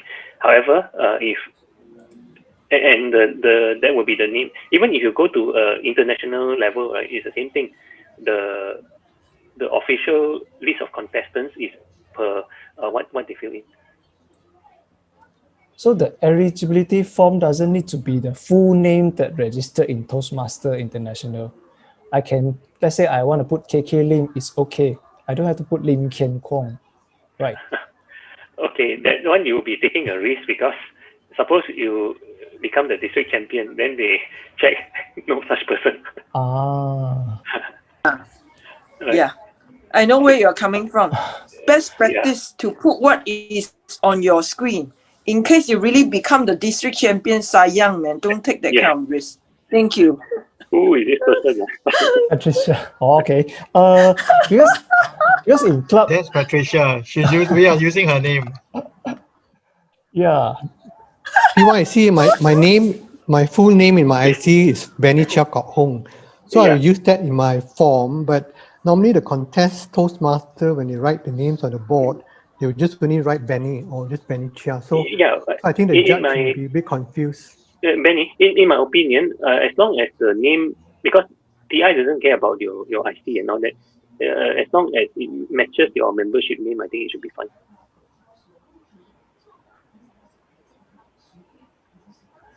Your membership name on record, in your club's record. With TI? Yes, with TI. Yeah, how you register yourself with TI? Use that in your eligibility form, please, to avoid yourself not being verified as a paid member, because that verification will be done once you hit district level. And therefore, just to reconfirm, therefore the judges' ballot, the top 3 names has got to match the name as registered in TI. Because I don't think the practice is followed very consistently. For example, you know, an Indian person name may be Anat Laki, or a Malay name will be, you know, Bin, and then the father's name, and so it's very long. So in practice, I've not seen any, based on my experience, not seen any, you know, judges' ballot carrying the full registered name in Toastmasters International. If Benny, if you have watched the WCPS, every contestant will have their full names pronounced by the contest chair.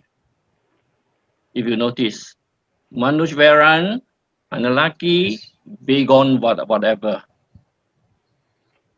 They will use the eligibility form. But I think just now, what PY mentioned, for the sake of practicality, in case, like you mentioned, an Indian name, Manu Vesagaran, Analaki, Punia, Kupupasami, you know, in order to avoid the judges writing an incorrect name, then the chief judge may consider, forget about the Analaki side, just put the Manu Vesaran. Am I right, PY? Yes, KK, precisely. Because yeah, so it's just for practical purposes. Yes, and furthermore, just to add on, KK, the ballots are not going to be submitted to TI anyway. Yes. It's an internal contract between the chief judge and the voting judges. Yeah. Very good. And therefore, the only document that should carry the full name will be the notification to the next level. Yes, notification of winners and the, of course, eligibility form. Yes, because that will follow your eligibility form. All right. Thank you very much. Thank you. Okay. KK, one more question. Let's say, for instance, I think if I use Joanne Tan, we all call her Joanne Tan, but when it comes to contest, it becomes Tan Eng Ju. Okay, so what's your question? Yeah, so should she be using Joanne Tan, or she's supposed to use Tan Eng Ju? Now I have a question. How is she registered with TI? Yes. Yeah. How is she registered with TI? Then Tan Eng Ju. Tan Eng Ju. Yeah, it cannot use the popular name, because what happens, you have a guy called Tua Pui Kia, right? He's known as Tua Pui Kia by everybody in the club. So are you going to put Tua Pui Kia inside the contest form? Joanne Tan is very easy to differentiate. I mean, it can't be. not harder. I exaggerate a bit, then you can see a very clear difference. Yeah. Okay? Not your but we popular noticed name. a lot of clubs are using the name. A lot of clubs are using popular name, yes. The reason is they're not here to listen to PY. So that's why folks like you, okay. as if, will need to be the catalyst to make the change in your club. Oh God. Let's say all the judges Noted. name Tua Pui Kia in their ballot, but not the real name. So the chief judge can make the decision whether it should be counted okay or not, right? Accepted or not. No. KK Lim, you see the bullet. Just now PY mentioned bullet number 3. You know why the Tua Pui Kia thing happened? This is not given during the briefing. The briefing was the red letter. You're all very familiar already. Okay? You all got all your forms ready, all your judges guide ballot, okay, go and judge. No need to brief. Yeah. Because this list of contestants was not given. I'm sure if the list of contestants is given, you won't see Tua Pui Kia. Okay. I mean, if you're a judge, you see a name like that, Tua Pui Kia, what do you think? You will ask, right? Is this the person's name? Okay. I just want to just share from my experience because I mean, especially when I was a judge in a contest where there are a lot of Malay names, so some were MOHD, some were MOH in full, some in short. So I think there's a lot of confusion as to how we want to even differentiate at the ballot form level compared to what's written in the board, together with the final notification form that goes out with the contestant eligibility form. So there's a lot of confusion as to which is which. You see, so I think sometimes the chief judge don't get the final list, and that's all. There's a lot of challenge over there. So is it a true statement? No briefing required?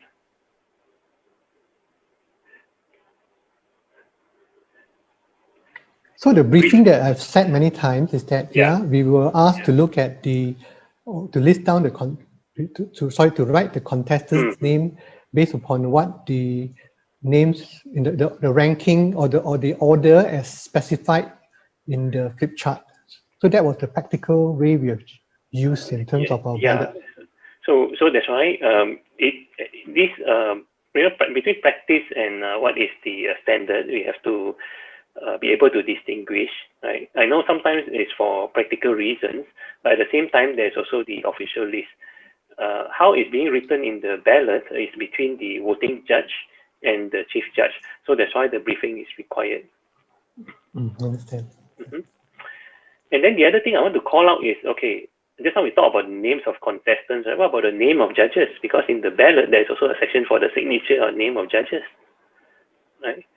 So is the chief judge going to insist that your signature must be the same as your signature in the judge's eligibility form that you fill in? Or must your name be, let's say in your judge's eligibility form, you write there Benny Chia, but in the ballot you write just Benny, is it acceptable? So all these things will need to be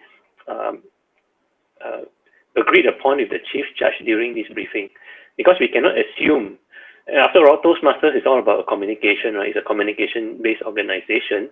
So all this kind of communication needs to happen during the briefing, because it will be a very sad story if judges put in a lot of effort and then the ballot is discarded by the chief judge. I just want to say, I think the best principle as shared by KK and you is that the chief judge have a internal contract with the judges. Yes, so how they write it can be accepted within that contract. But what goes out from there in the notification form has got to follow TI guidelines. So I think that's the easiest. Absolutely. Well summarized, Benny. Well summarized. Okay, can I move on? We still have a bit to cover. Okay, moving on.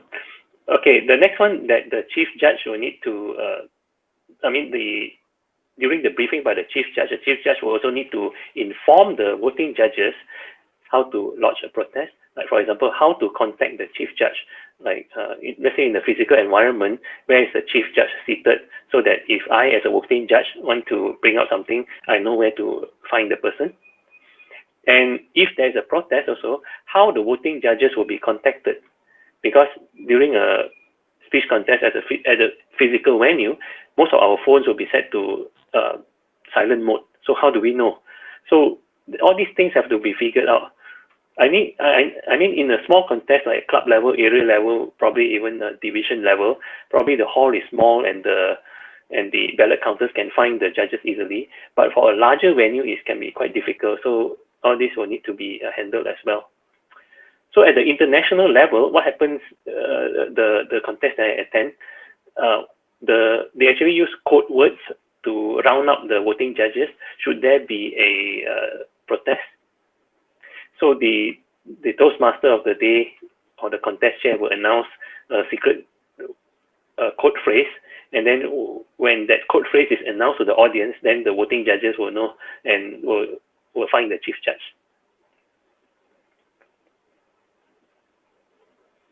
What code phrase? It can be, example for the local context, it can be car ABC 123, please move your car, it is blocking the entrance. So when the voting judges hear this, then they will look for the chief judge. We cannot announce that, hey, there's a protest, all the voting judges, please go to the chief judge. This kind of message is not for the audience to hear. Okay. And of course, the chief judge will also need to brief on how to handle the protest.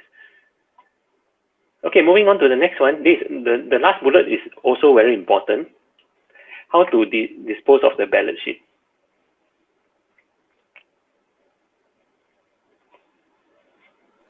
PY, yes. Do you mind sharing on how to handle a protest? If we have time, I can cover that a little bit. Okay. Right? Because some of us may be chief judge, so you need to understand how to handle that. Exactly. So as I mentioned just now, if you have time, we cover the items related to chief judge. I will cover the items on the voting judges first, if you don't mind. So in the briefing by the chief judge is also to remind the judges how to dispose of the ballot sheet. I've seen before, after the speech contest, when they go for break, when the judges go for break, they just leave their ballot sheet right in the open for people to see. So I've seen many times people left it on the chair. Yeah, exactly. Many times. Exactly. So all these things need to call out. Many times. So this is a consequence of no briefing required.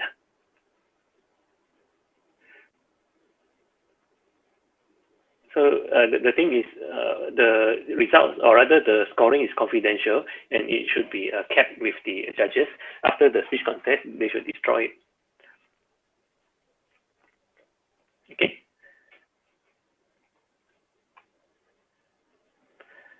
All right.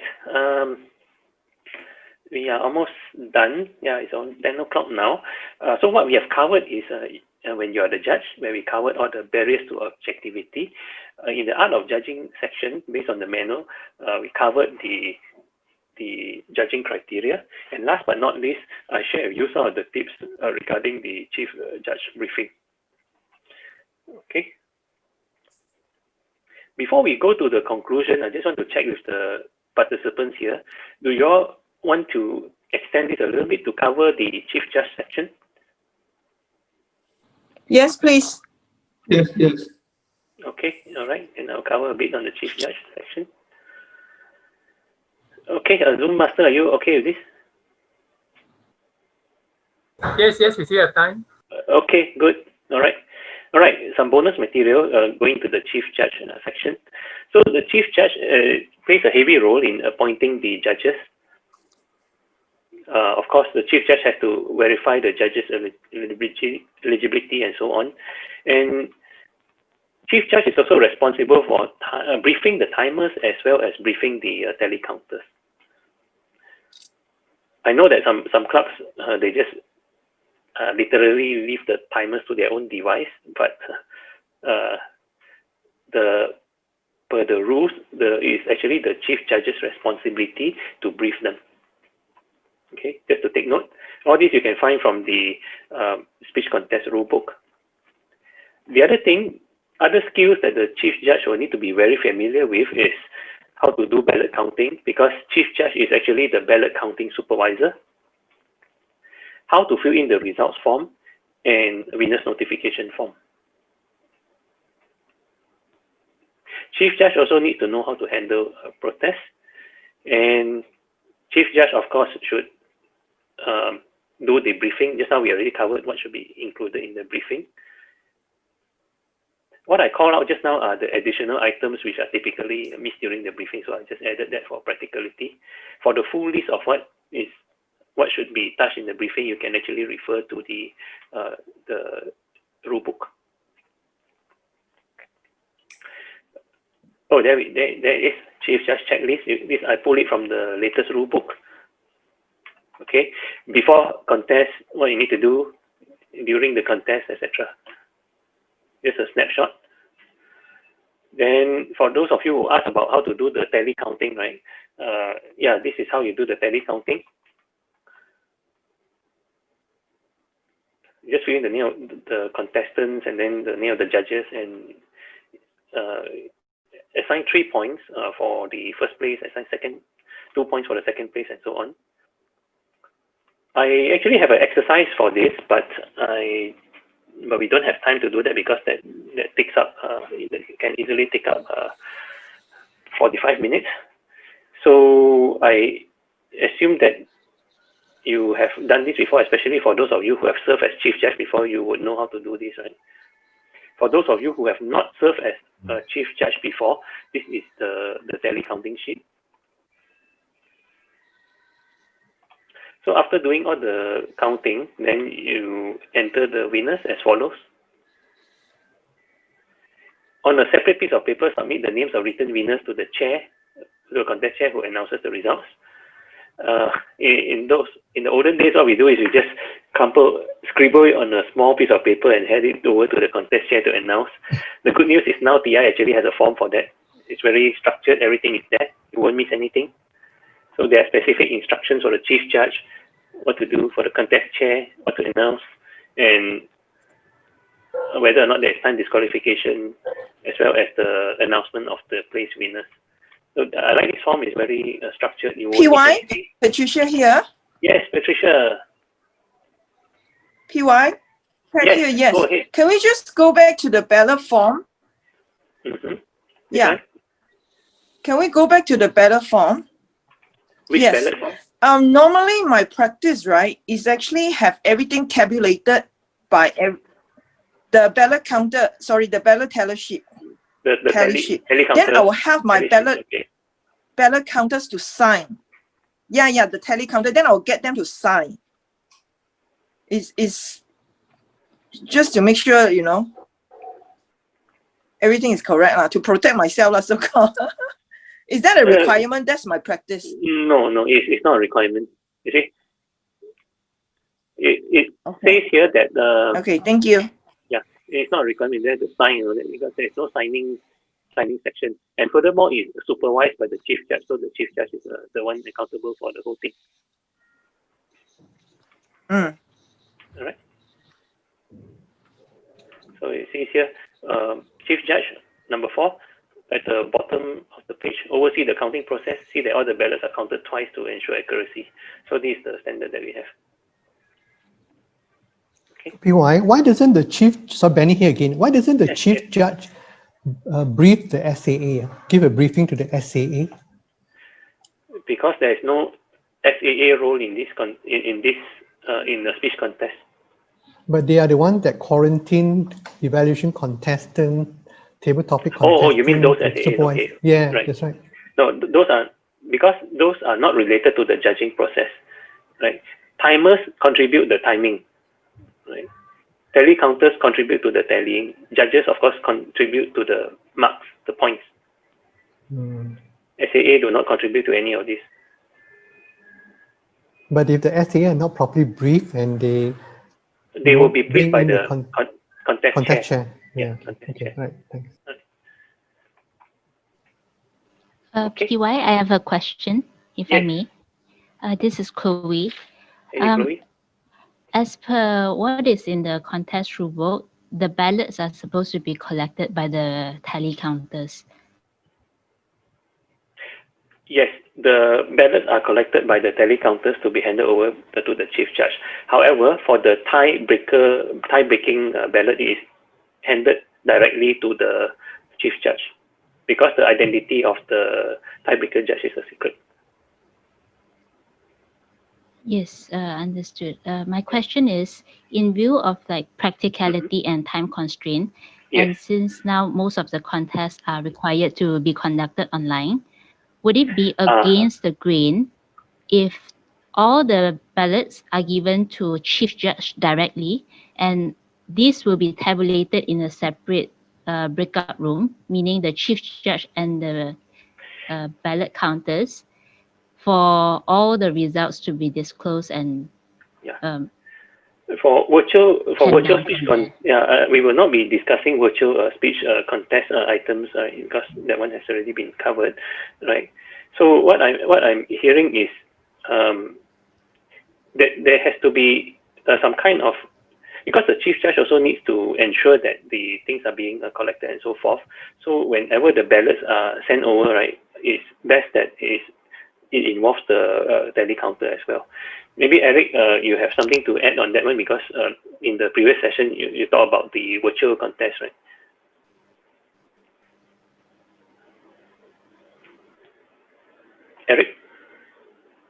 Eric, are you there?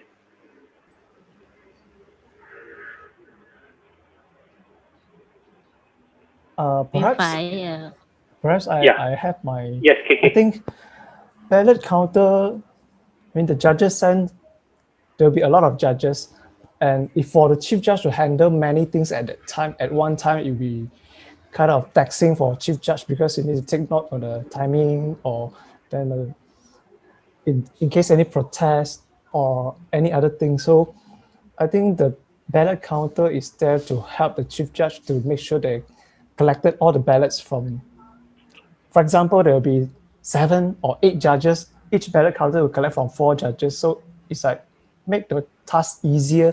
Let's say I'm a ballot counter. I just make sure I collected the 4 one, and then I forward the ballots to the group with chief judge. So it makes the job of chief judge easier, because I make sure I collected all already, then I send it together. Yes, you're right, okay. And if let's say the judges take long time to vote, right, it's not practical for the chief judge to go and call each of them, hey, hurry up, right? So we have to make sure that it's delegated. Right.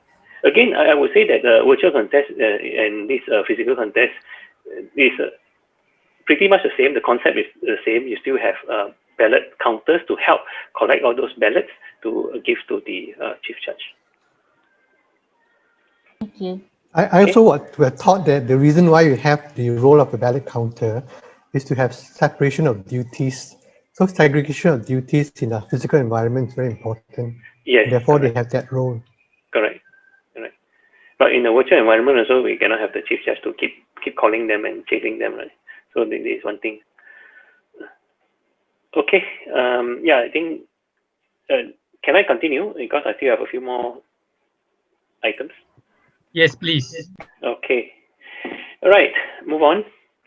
So this is the results form, and now you know that regardless of the number of contestants, except when it's fewer than 3 contestants, 3 winners are announced. This was introduced like 2 years ago, I think. You know, in the olden days, it's like if you have 4 or fewer contestants, then you only announce 1 and 2, and then more than that, you have to announce 1, 2, and 3. But now it has been standardized. Regardless of the number of contestants, just announce 1, 2, 3. Okay, the last form is very important. This is the notification of a contest winner. Chief Judge will need to fill this up. All the contestants need to be ranked except for those who are disqualified. And it's very important to call out, to fill it up completely, because we need to know which club the contestant represented. Say, for example, in the area contest, the person may be a dual member in 2 clubs within the same area. So which club was actually represented? All this information is very, very important. There was once a disqualification at the district level because of the incorrect information.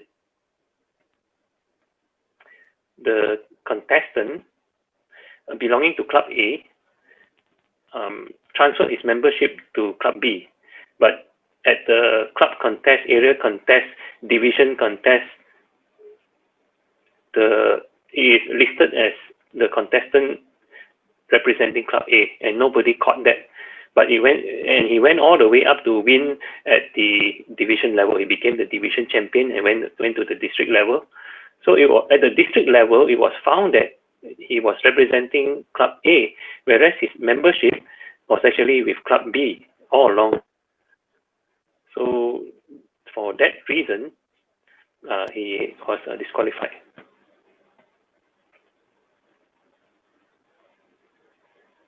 And he was so disillusioned, he had left the organization, he left Toastmasters. So all this is very important. We have to really play our role and make sure that we fill up the forms with due diligence. PY, since you're covering this, how would you recommend to future chief judges in verifying the representation of each contestant? The chief judge can verify at the area level. Yes. Okay. So verification, there are two levels, right? So there are 2 things here. Number 1 is verification against the contestant eligibility form, right? To see what club they represent. And then the other one is to verify against the notification of contest winner from the previous level. But that means from the club level. Oh, from club the level, club there's level. no. Okay. Sorry. Oh, you mean from the club level to the area level? Yeah. Okay.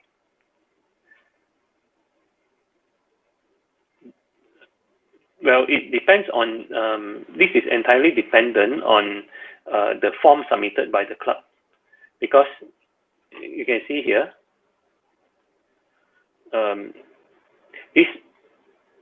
this form is to be completed and sent to the contest chair for the next level. So even at the club level, when you have your speech contest, this form must be submitted to the area level. So they will submit to the area governor, the area director. Yeah, either area director or the contest chair if the contest chair has already been identified. I hope all the area directors here are listening in. Yeah. Not only area directors, but division directors. Why I want to emphasize this is because sometimes if we miss a few steps, then it could, from the story I shared just now, it can cause members to be disillusioned and leave the organization. Yep. Serious That's why I purposely asked the question. Yeah. Yeah. So what happened, right? The question is what happened? Did they not check or did they assume? So these are some of the questions we want to ask ourselves when we play the role of chief judge. So PY, in your story, right? So the person... It's a true story, by the way. Understand, yes. So I'm trying to find... So when the individual, when he filled up his initial eligibility form, did he get the club correct?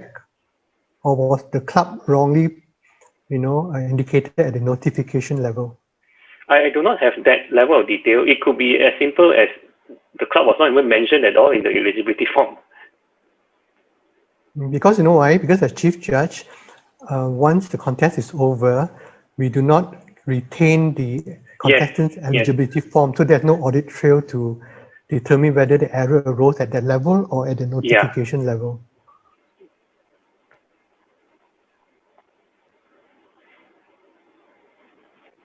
This is the only the trail. The trail is this one. This notification of contest winners. This is the trail. This document. Yes. This document. Yeah, what I mean is that this document, the accuracy will also be dependent upon the accuracy of the contestant's eligibility form, where the details of the club and vice versa are being validated when you sign the notification form. So if there's an error in the first instance, there'll be no way for us to confirm it.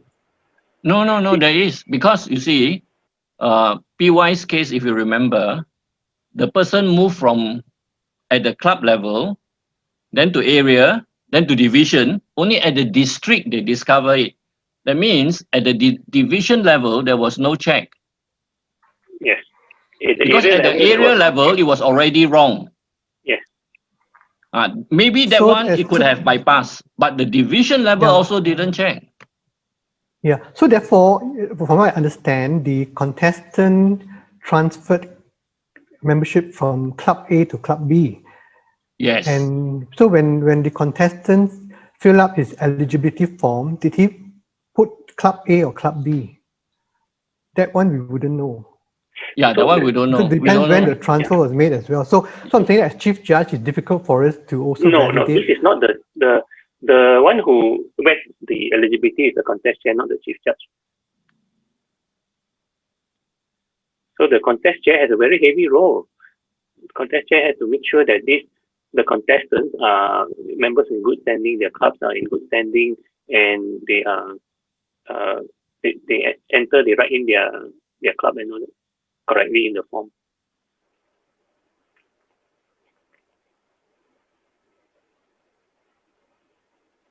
So just think about it, and think of ways how to avoid this. I believe that if you were to have due diligence to fill out all the necessary forms, provide the necessary details and checks, we will be able to avoid such problems.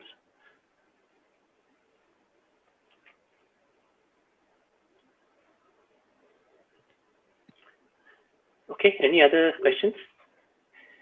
The rest of the participants are a bit quiet. PY, Suwan here. Yes. I'm quite new. I just got a stupid question. Voting judges will not know the final result, right? Voting judges. Final result of what? Of the tally thing. Oh, the tally sheet. The tally sheet. I mean, it will not make available to the voting judges, right? This tally sheet is only. No. Oh, okay. only the first tally counters. Yeah, the tally counters and the chief judge. Yes, tally counters and chief judge. The only piece of information that goes out from the counting room is these three: the name of the 1, 2, 3 winners, and also this results form. And also the third person is the timer. These are 3 persons who can object to the reading of the winner, because the timer will know whether it's disqualified. The tally counters will know who are the first, second, third, as well as the chief judge. These are 3 persons who knows. But then I think PY in practice in the past, I've seen situations whereby some of the voting judge have requests to be in attendance at the ballot counting session just to learn. Is that acceptable? No, it's not appropriate. No. It's not appropriate. No. If they want to do that, they can be a tally counter in another speech contest. Yeah, be a ballot counter. Yeah. Or they want to learn, you can do a exercise for them. You can do a mock counting session. You don't have to use a actual one. Thank God, no longer a judge, no chief judge. I used to learn by following different chief judge lah. I follow many, more than 10. Maybe got 20 also lah. Then I'll observe. I play roles lah. And they are all different. They are all different, but I find each of them I will learn something from them. So I will actually personal learning experience. I will encourage all of us to follow different chief judges. You know, end of the day, find out what is the most efficient, accurate, that gives you the precision and the efficiency lah, to come up with the results. Yeah, that's what I learned. Yeah, It's a journey. It's a journey. Yeah. Yeah, I think as long as there may be some slight variations, as long as the overall it conforms to the TI practices, then we should be okay. Right. Yeah. Okay. PY, are you going to share how to handle dispute? Let me see. It's already 10:20, and I'm not done yet. Oh. So okay, this slide. Let me see. Notification of contest winner. All right. For this slide, as I mentioned, this form is actually simplified. You take a look at the old forms.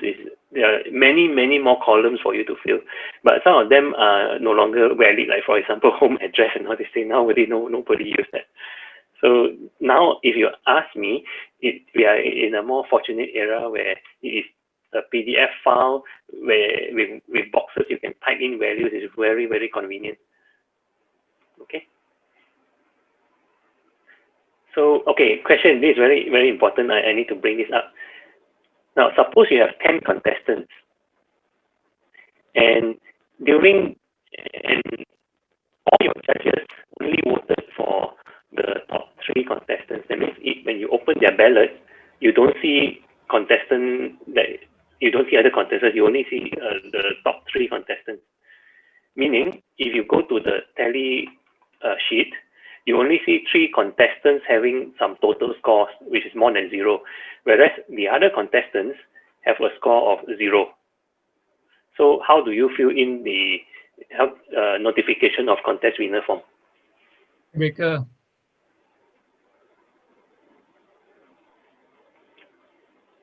Anyone want to try? Tiebreaker? Tiebreaker, right? Use the tiebreaker for all those who score 0, is it? Yes.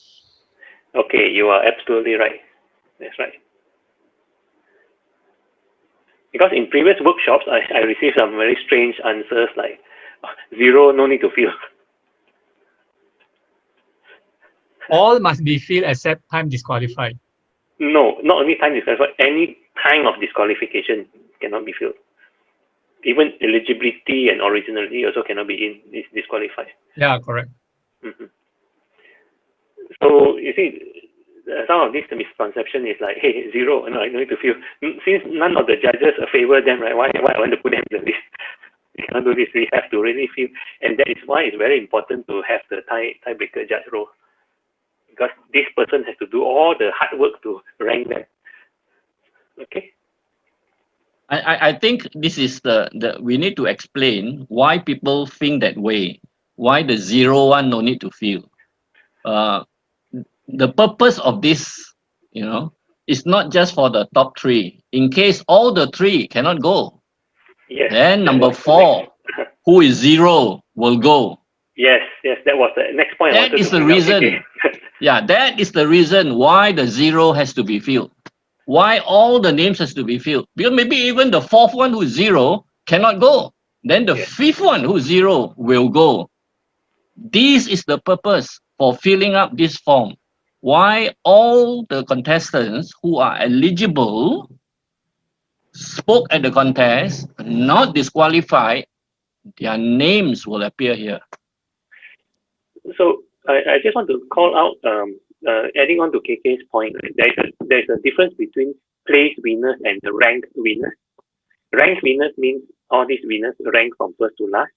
Place winners are those winners who are announced by the contest chair to collect their trophy. Okay. All right. So two things I did not cover, because when I do the workshop for the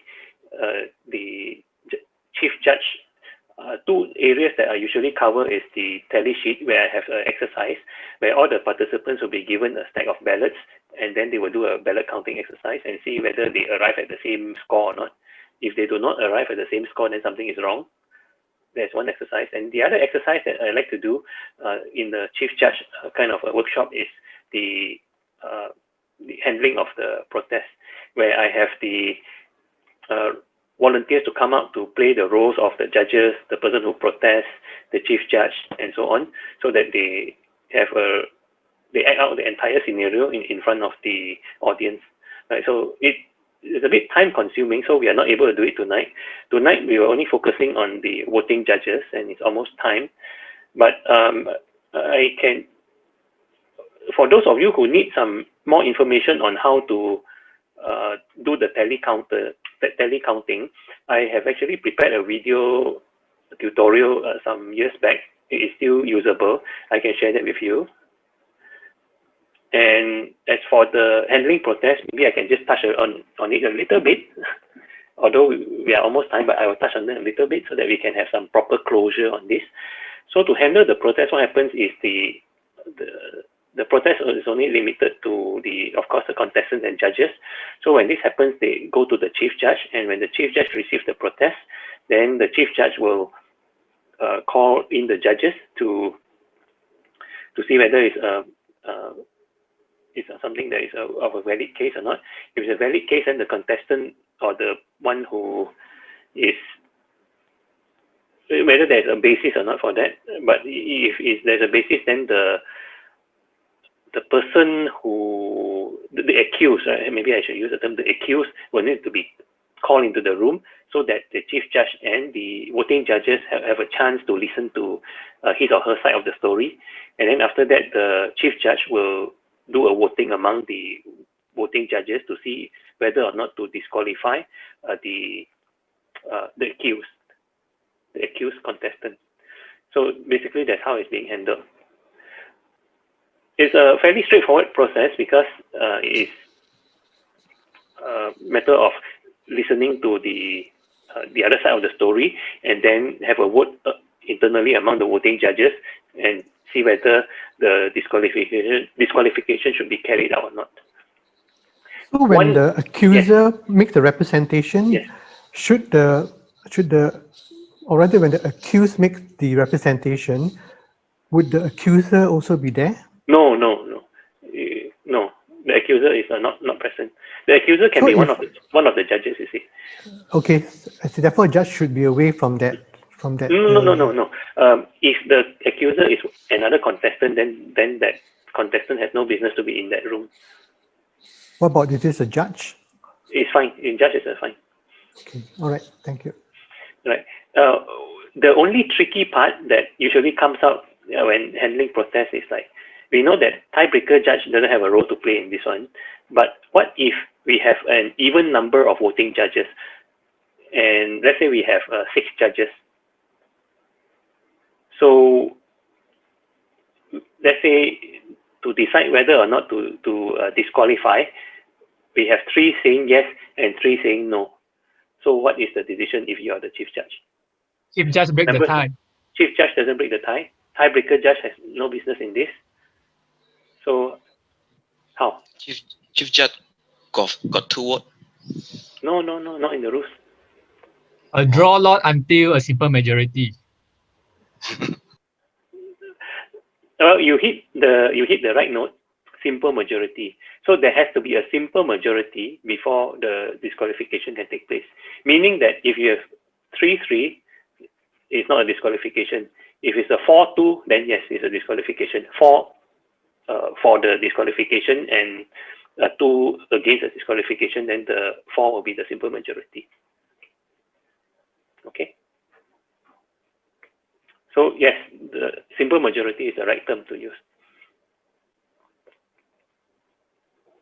Yeah, that is the tricky part for the handling of protest, because sometimes when the chief judge runs into this situation, he or she will panic. What to do?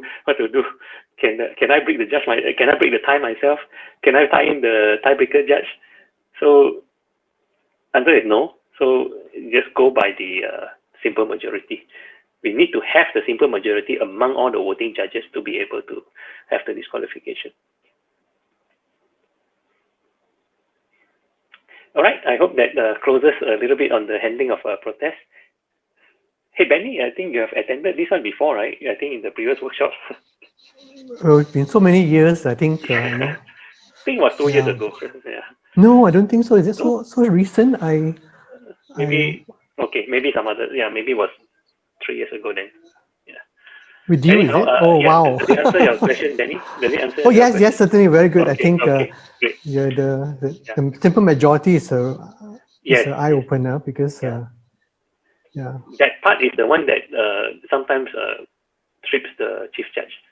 Right. So if it's a 3-3, then there's no disqualification. Yes. Okay. Thank you very much, PY. KK is shaking his head. KK, you're on mute. The 3-3 is an impasse. Yeah. So there's no result for the disqualification. It's not that there is no disqualification. There's no result for the disqualification. You are right. You're right. A disqualification Therefore, cannot do be we carried out. do we then tell the accuser why there was no disqualification? Is it because there's an impasse? No. You don't have to, right? No. The process is, if there is a disqualification, then the accused will be informed. That's all. And who is the person to inform the accused? Is not the chief judge, is the contest chair. And the timing is, you must remember the timing before the results are announced. So nobody knows. Yes, correct. The timing. Once the results are announced, no more protests. That's right.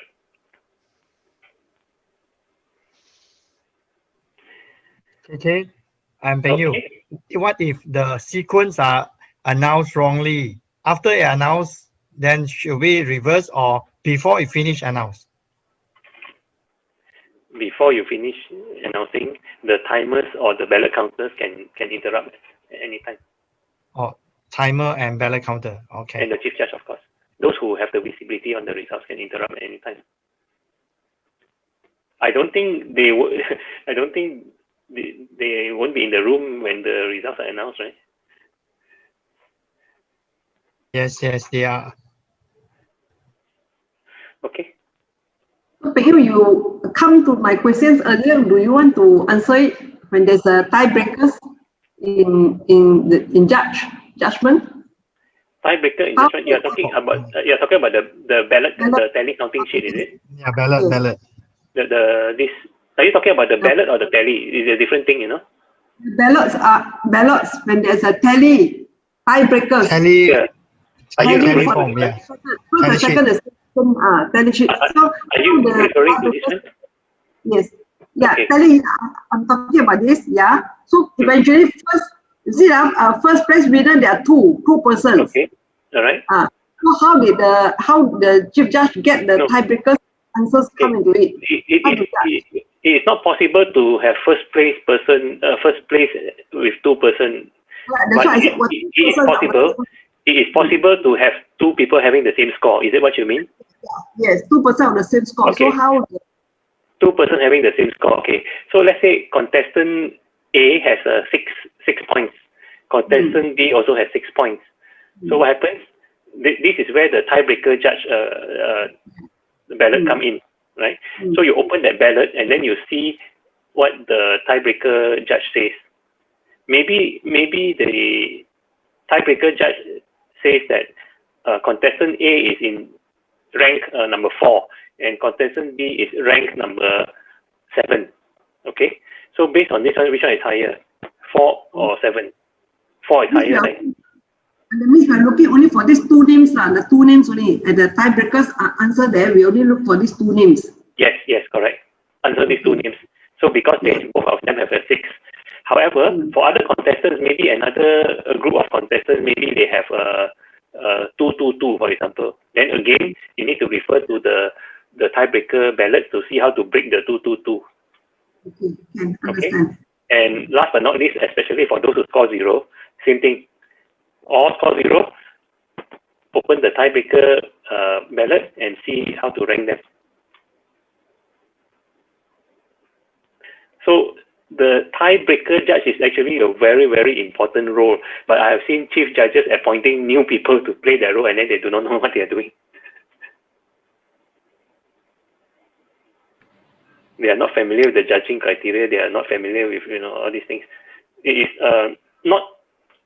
Personally, I wouldn't advise putting a new person as a tiebreaker judge.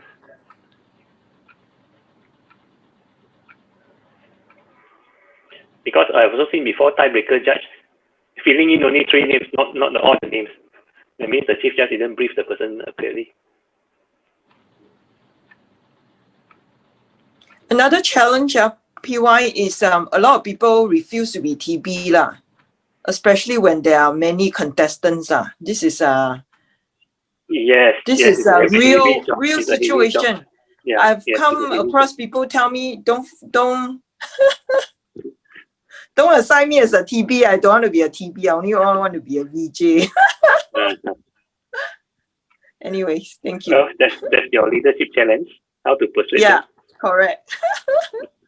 Maybe give them a bigger carrot. Yeah, that works. Okay. So yes, last thing I need to close is actually the how to fill up this form and all that. Like, as I mentioned, I have a video for that. See whether I can find it and then share it with you all. Right.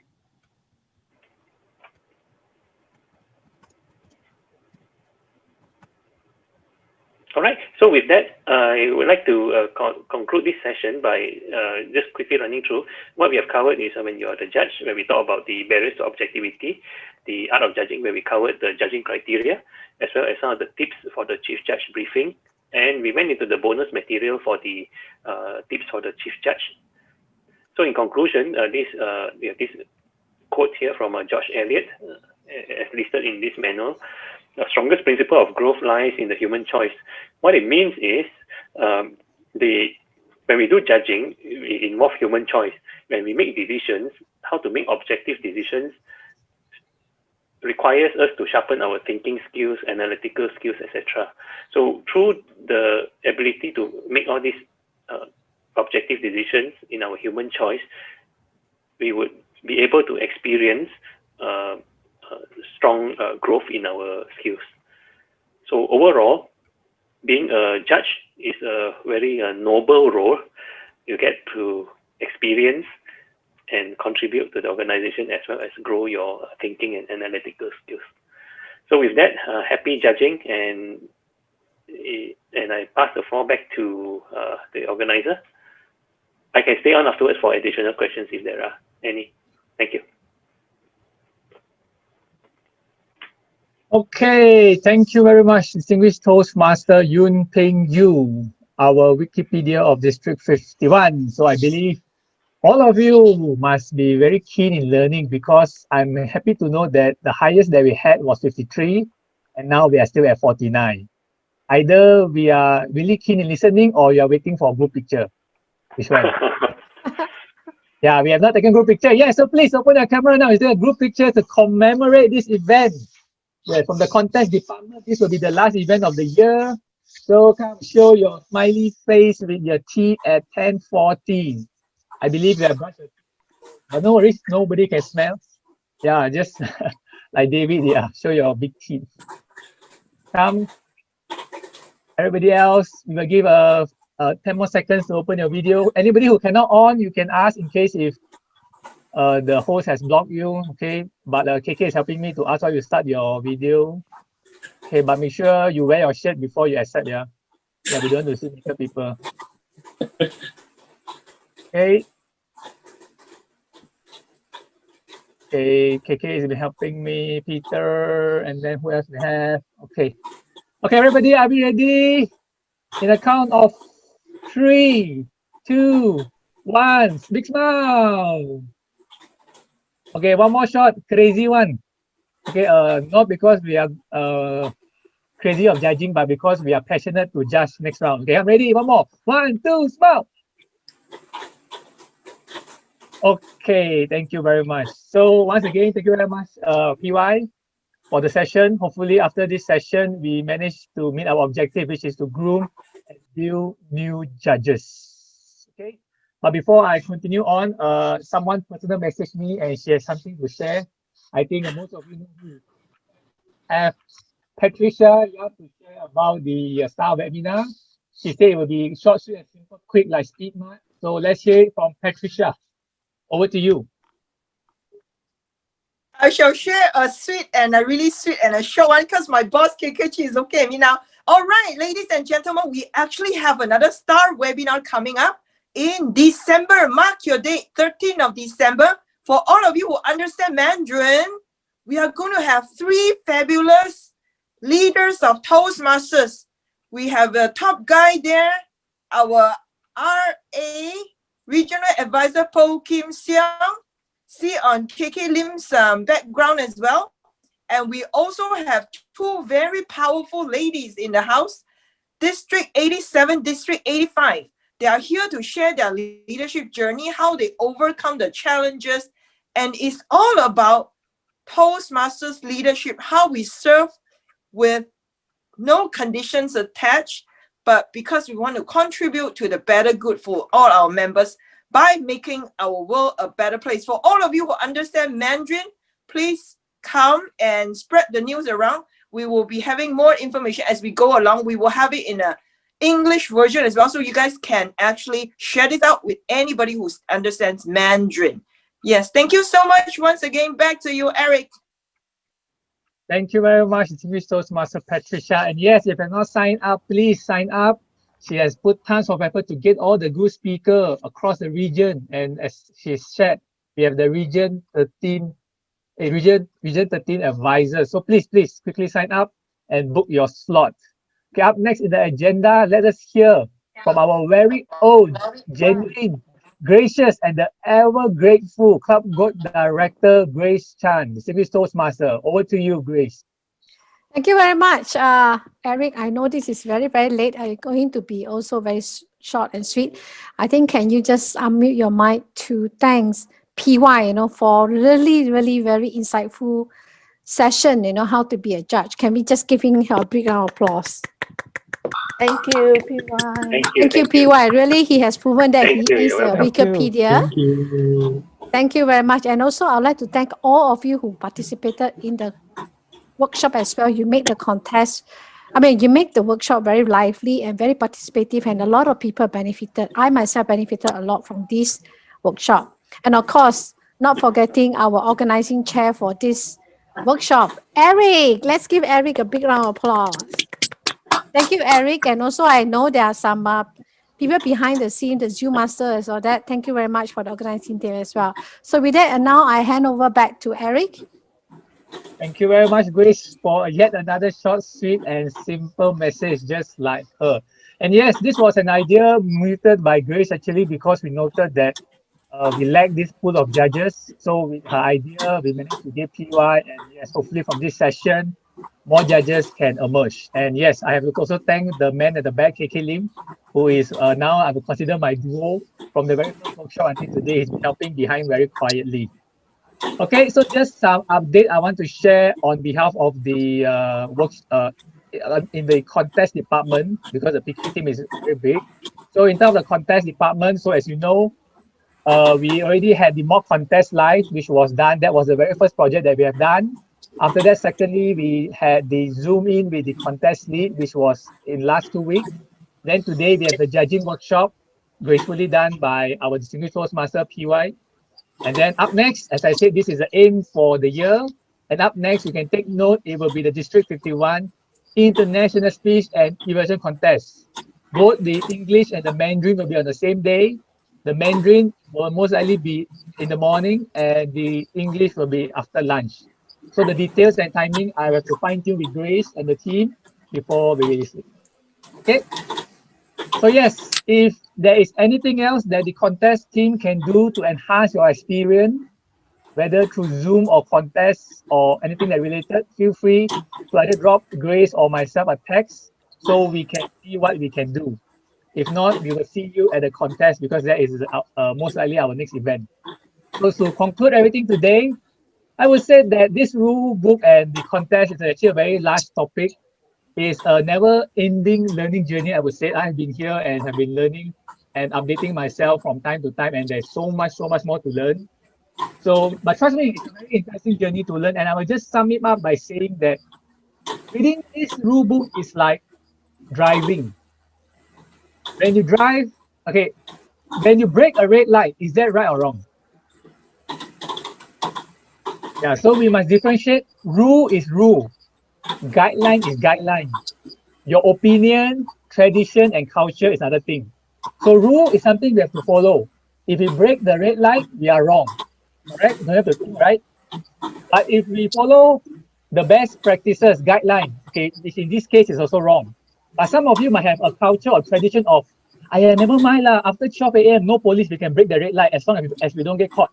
Or maybe you say, my girlfriend pregnant behind, I need to go to hospital, we can break the red light. So can you see how the opinion differ? So it's the same thing here in Toastmaster. The rule book is there for a reason. So we have to follow the rule. And because we are now all online, TI has also did a best guideline practices for online contests. So as they say, there is no police officer here to monitor what they're doing, but I know Carmen will be looking out, any of you who are breaking the law, but we do our best, we follow what we can, okay, because like what as PY shared, we don't want a situation to happen where someone got disqualified and then you were to be blamed for not following the rule.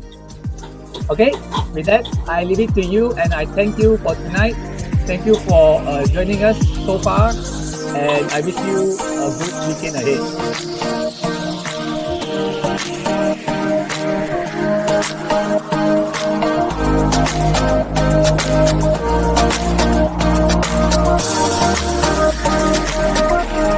Okay, these are from, I think this is the old one, of course, obviously. But I think the principle still stands, still applies. Okay, let's play. Okay, I'm going to pause occasionally in case I need some additional narration. Okay, so this is what happens. Okay, you fill in the names and you fill in the judges. Can you see?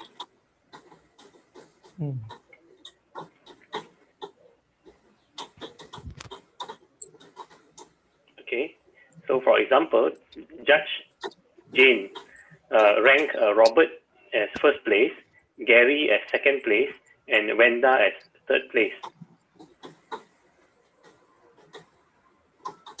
So 3, 2, 1. Do you get it? Yep. Okay. So let's go for another judge.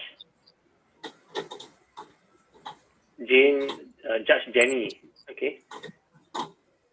3, 2, 1. Okay.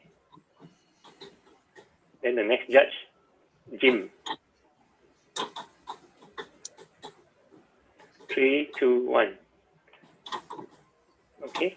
Third place get 1 point, and in this case it's Ida. Ida gets 1 point. Next one is John. What happened to his ballot? Missing one name. Yeah, no third place. So what to do? Void. Void. Yep. Okay. Void.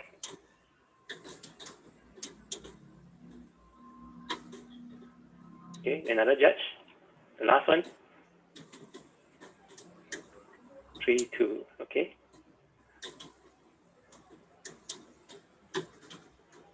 Okay. What happens next? You do the totals.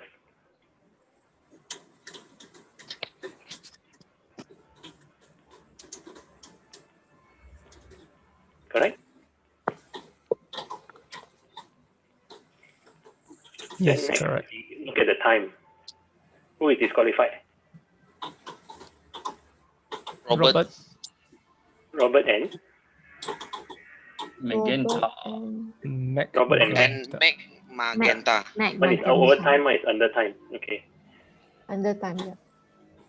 So overtime, out. Undertime also out. So who is remaining? Okay, by the way, this is the tiebreaker judges ballot. Do you see any ties in the score? Yes. Yes, What are second the, and third. Wenda and Gary. the column 2 and column 3, right? 4-4. So who is ranked higher? Wenda or Gary? Gary. Gary is ranked higher. So Gary will be the first place. Yeah. All right. So Oh, sorry. okay. No, Gary is Wenda the and Gary second. are tied at 4 points. Yeah. The tiebreaker judge places Gary higher than Wenda. Okay.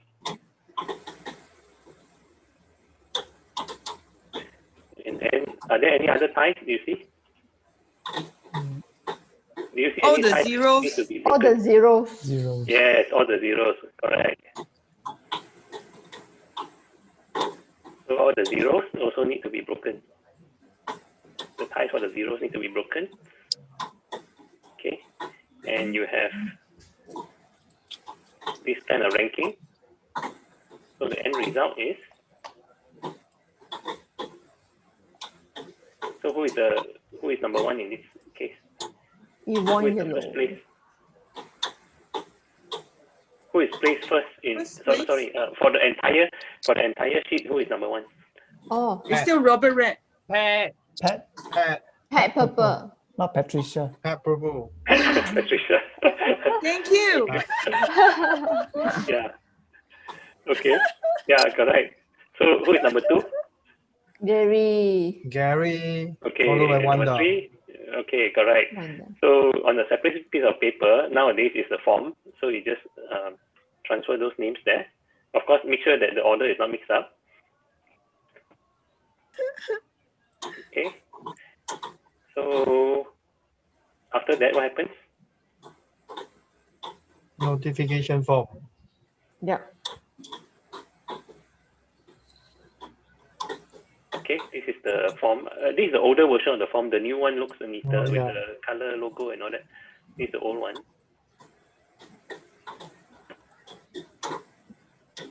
And then once you have this form, you fill in the notification. Now this is the old one. You see, the old form is has so many columns: your home address, your city, your zip code, and all that. All these have been eliminated. So who was disqualified just now? Do we have people who are disqualified just now? Got Robert. Yes. Robert Red. Right. One was overtime, one was under time, right? So two of them were disqualified, so they are not in this list. Okay. Be sure to fill in the correct club represented. There you go. Disqualified contestants Robert and Meg are not placed.